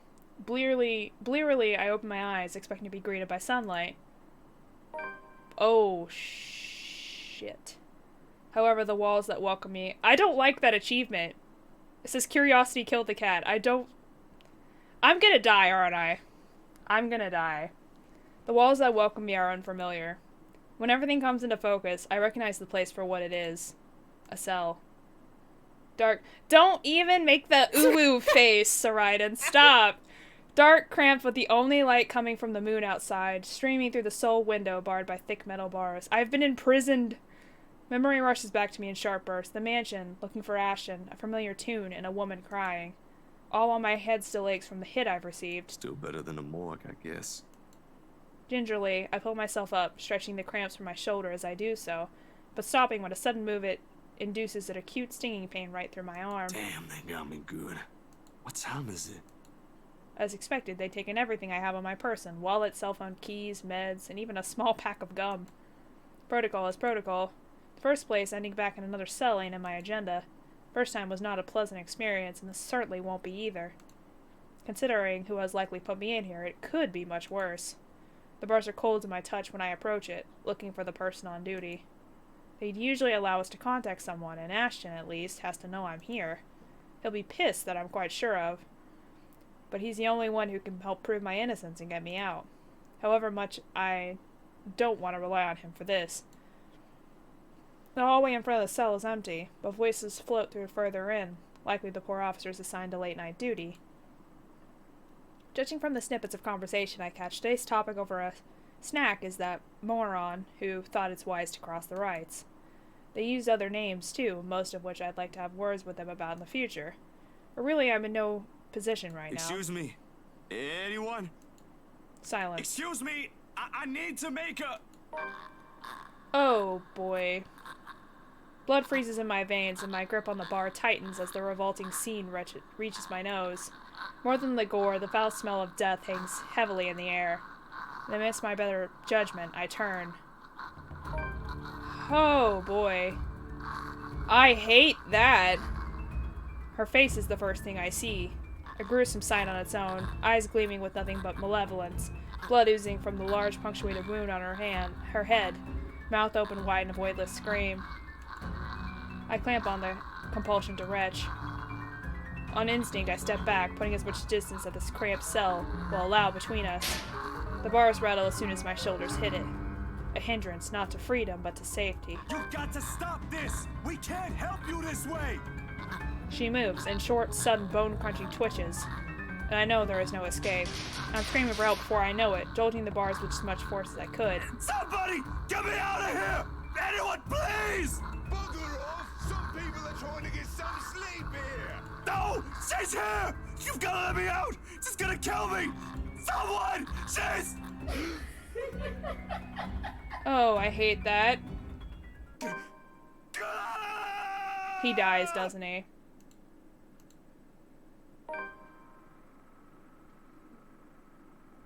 Wait, what? A memory fragment. What the hell is this?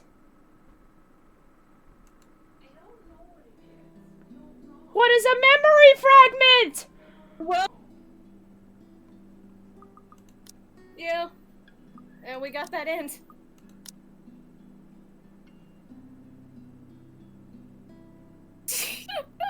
What happened? What happened? End of the chapter. What happened?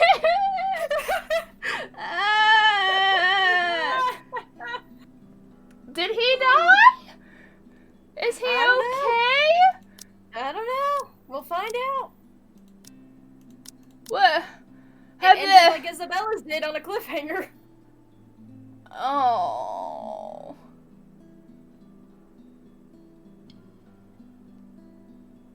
Aw, Marianne was left in a dumpster. That's so sad.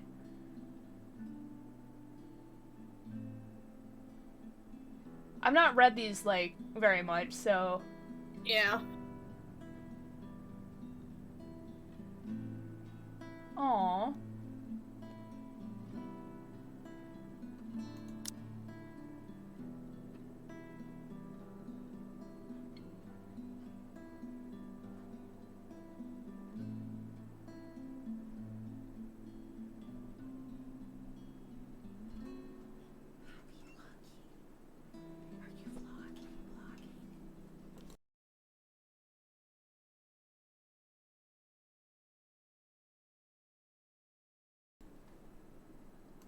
Sorry.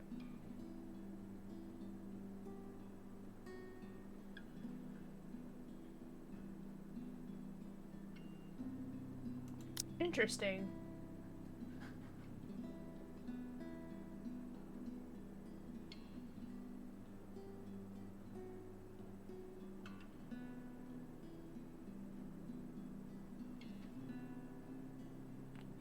Oh, I didn't know she was bi. That's interesting. Has she mentioned that?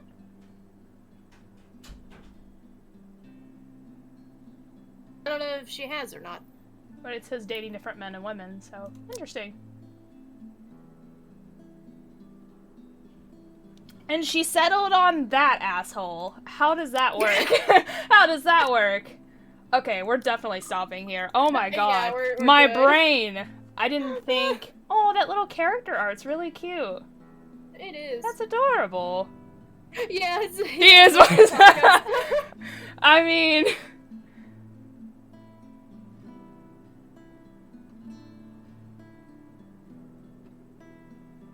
Marianne is legit low-key cosplaying. Wearing that outfit for quite a... Aww. Yeah, that is kind of true, yeah. isn't it? That's true. Interesting. Okay. Hey, that's cool. I mean, we're all kind of weeps here, so that's cool.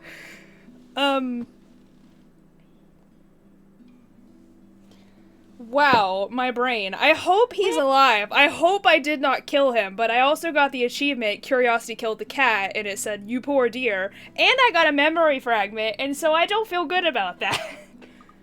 Where do I go find the memory fragment? Is it in the, main menu? Maybe. Do I have to press quit to go to the main menu, I think? Might have to. Return to main menu, okay.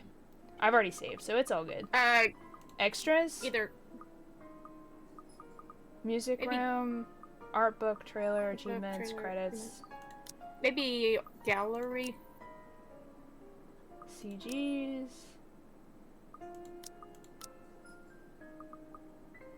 I didn't get shit. Oh, that's fourth chapter. No, we just okay. we just did the third, so we do 66, which was still much less. CGs. Go to the CGs. Memory fragment. Oh, so it's just a picture. Yeah. So that was her.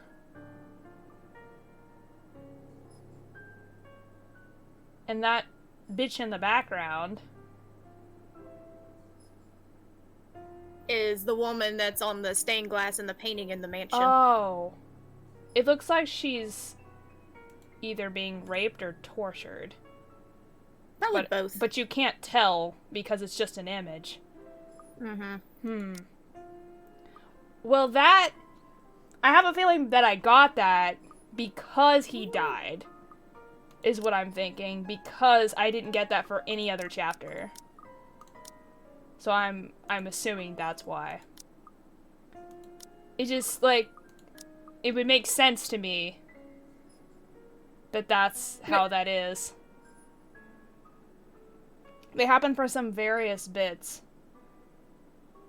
You're trying... I think, like, certain... I want to say, like, certain choices or something, or the way that we go unlocks it. So not necessarily because a character dies, but because of a choice made. Maybe. I want to hold on to some hope here that I didn't freaking kill him, because I love Zack so much. But I guess I won't know until we continue playing, so... Hopefully sooner than a month. Yeah, well, I mean, whenever we get both some free time, so... Alright then, nerd. You keep your mouth shut. So I'm saying nothing. Yes, Zack is a good Cinnabon, indeed. He's just a precious baby, like... But anyways, I'll try not to speculate, like... I'll wait till we play again to figure it out. And I'm assuming we're gonna figure it out pretty soon. Yeah, because we only have... Marianne, Rebecca, and Luke left. Yeah, speculation is good. That makes it more fun. I mean, I am sort of speculating, but I'm also, like... I don't know. Like, a lot of the answers aren't gonna be solved till the end of the game anyway. Yeah, but most of the choices, depending, it can go completely opposite directions. Yeah. You right. But that achievement, though, God damn it. You. God damn it. It is bugging me. I hate that. I'm actually gonna go look it up and see what that says. I'm curious.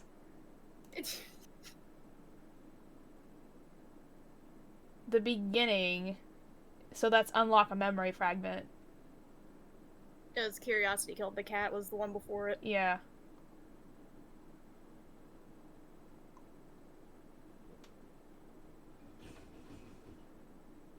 Where is it at? I don't even see it now.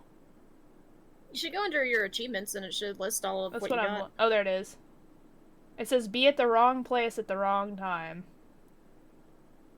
And then it just says, oh, you poor dear. But it doesn't say in a description or anything.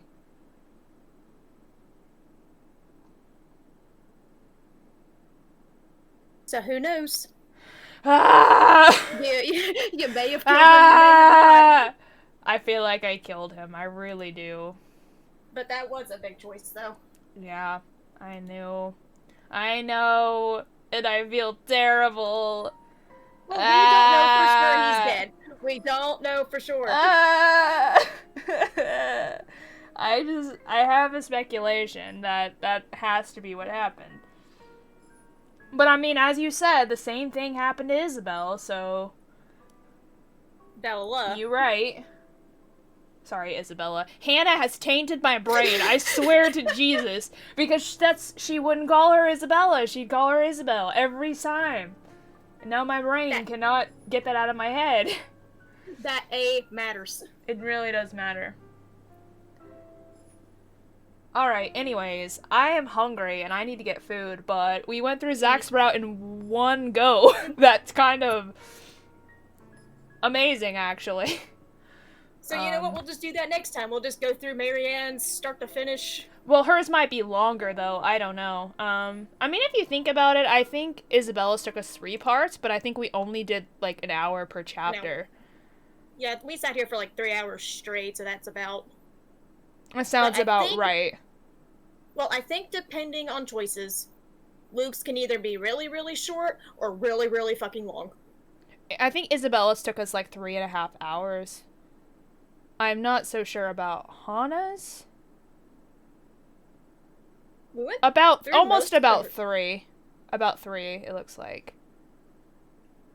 And then this one took us about 3. So yeah, I mean, if we can sit here and do 1 route per session. But if it, like, starts going over 3 hours, we'll probably, like, have to... Yeah, we'll just do, like, what we can. Yeah. But that's a good plan, though. I like having a plan. Now if we can just commit to it. Commit. Gotta commit. That was a lot of shit in one episode, though. Dang. That was. Dang. My brain... I don't know if it's melted quite as much as playing Higurashi last night, but dang. It might. My brain is still kind of meshed. Like, it's all mishmashed. I don't know what to do with any of it. All these theories and things going on, and I don't know anything. I never know anything. Why do they do this to me? Because it's fun. Yeah, it's fun. It's fun tormenting me. I am aware of this.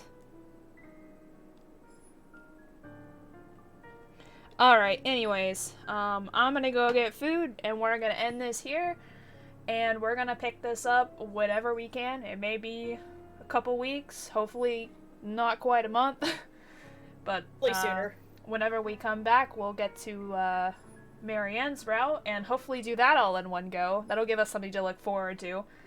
Because I really like Marianne. Out of all the characters, I think, so far, I think she's probably my favorite. I just like her design and her aesthetic, I guess. But yeah. Yeah, we'll get to this next time, and we'll see how that goes, because I'm not sure if this one went well. But we promised we would make the choices that we, you know, set on. So we're committing. I'm committing. Yeah, I am committing. I'm not gonna go back. Even though I saved there, I'm not gonna go back.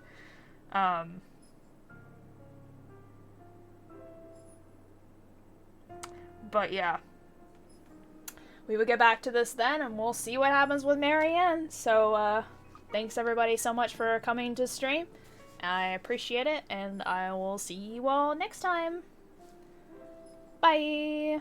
Bye!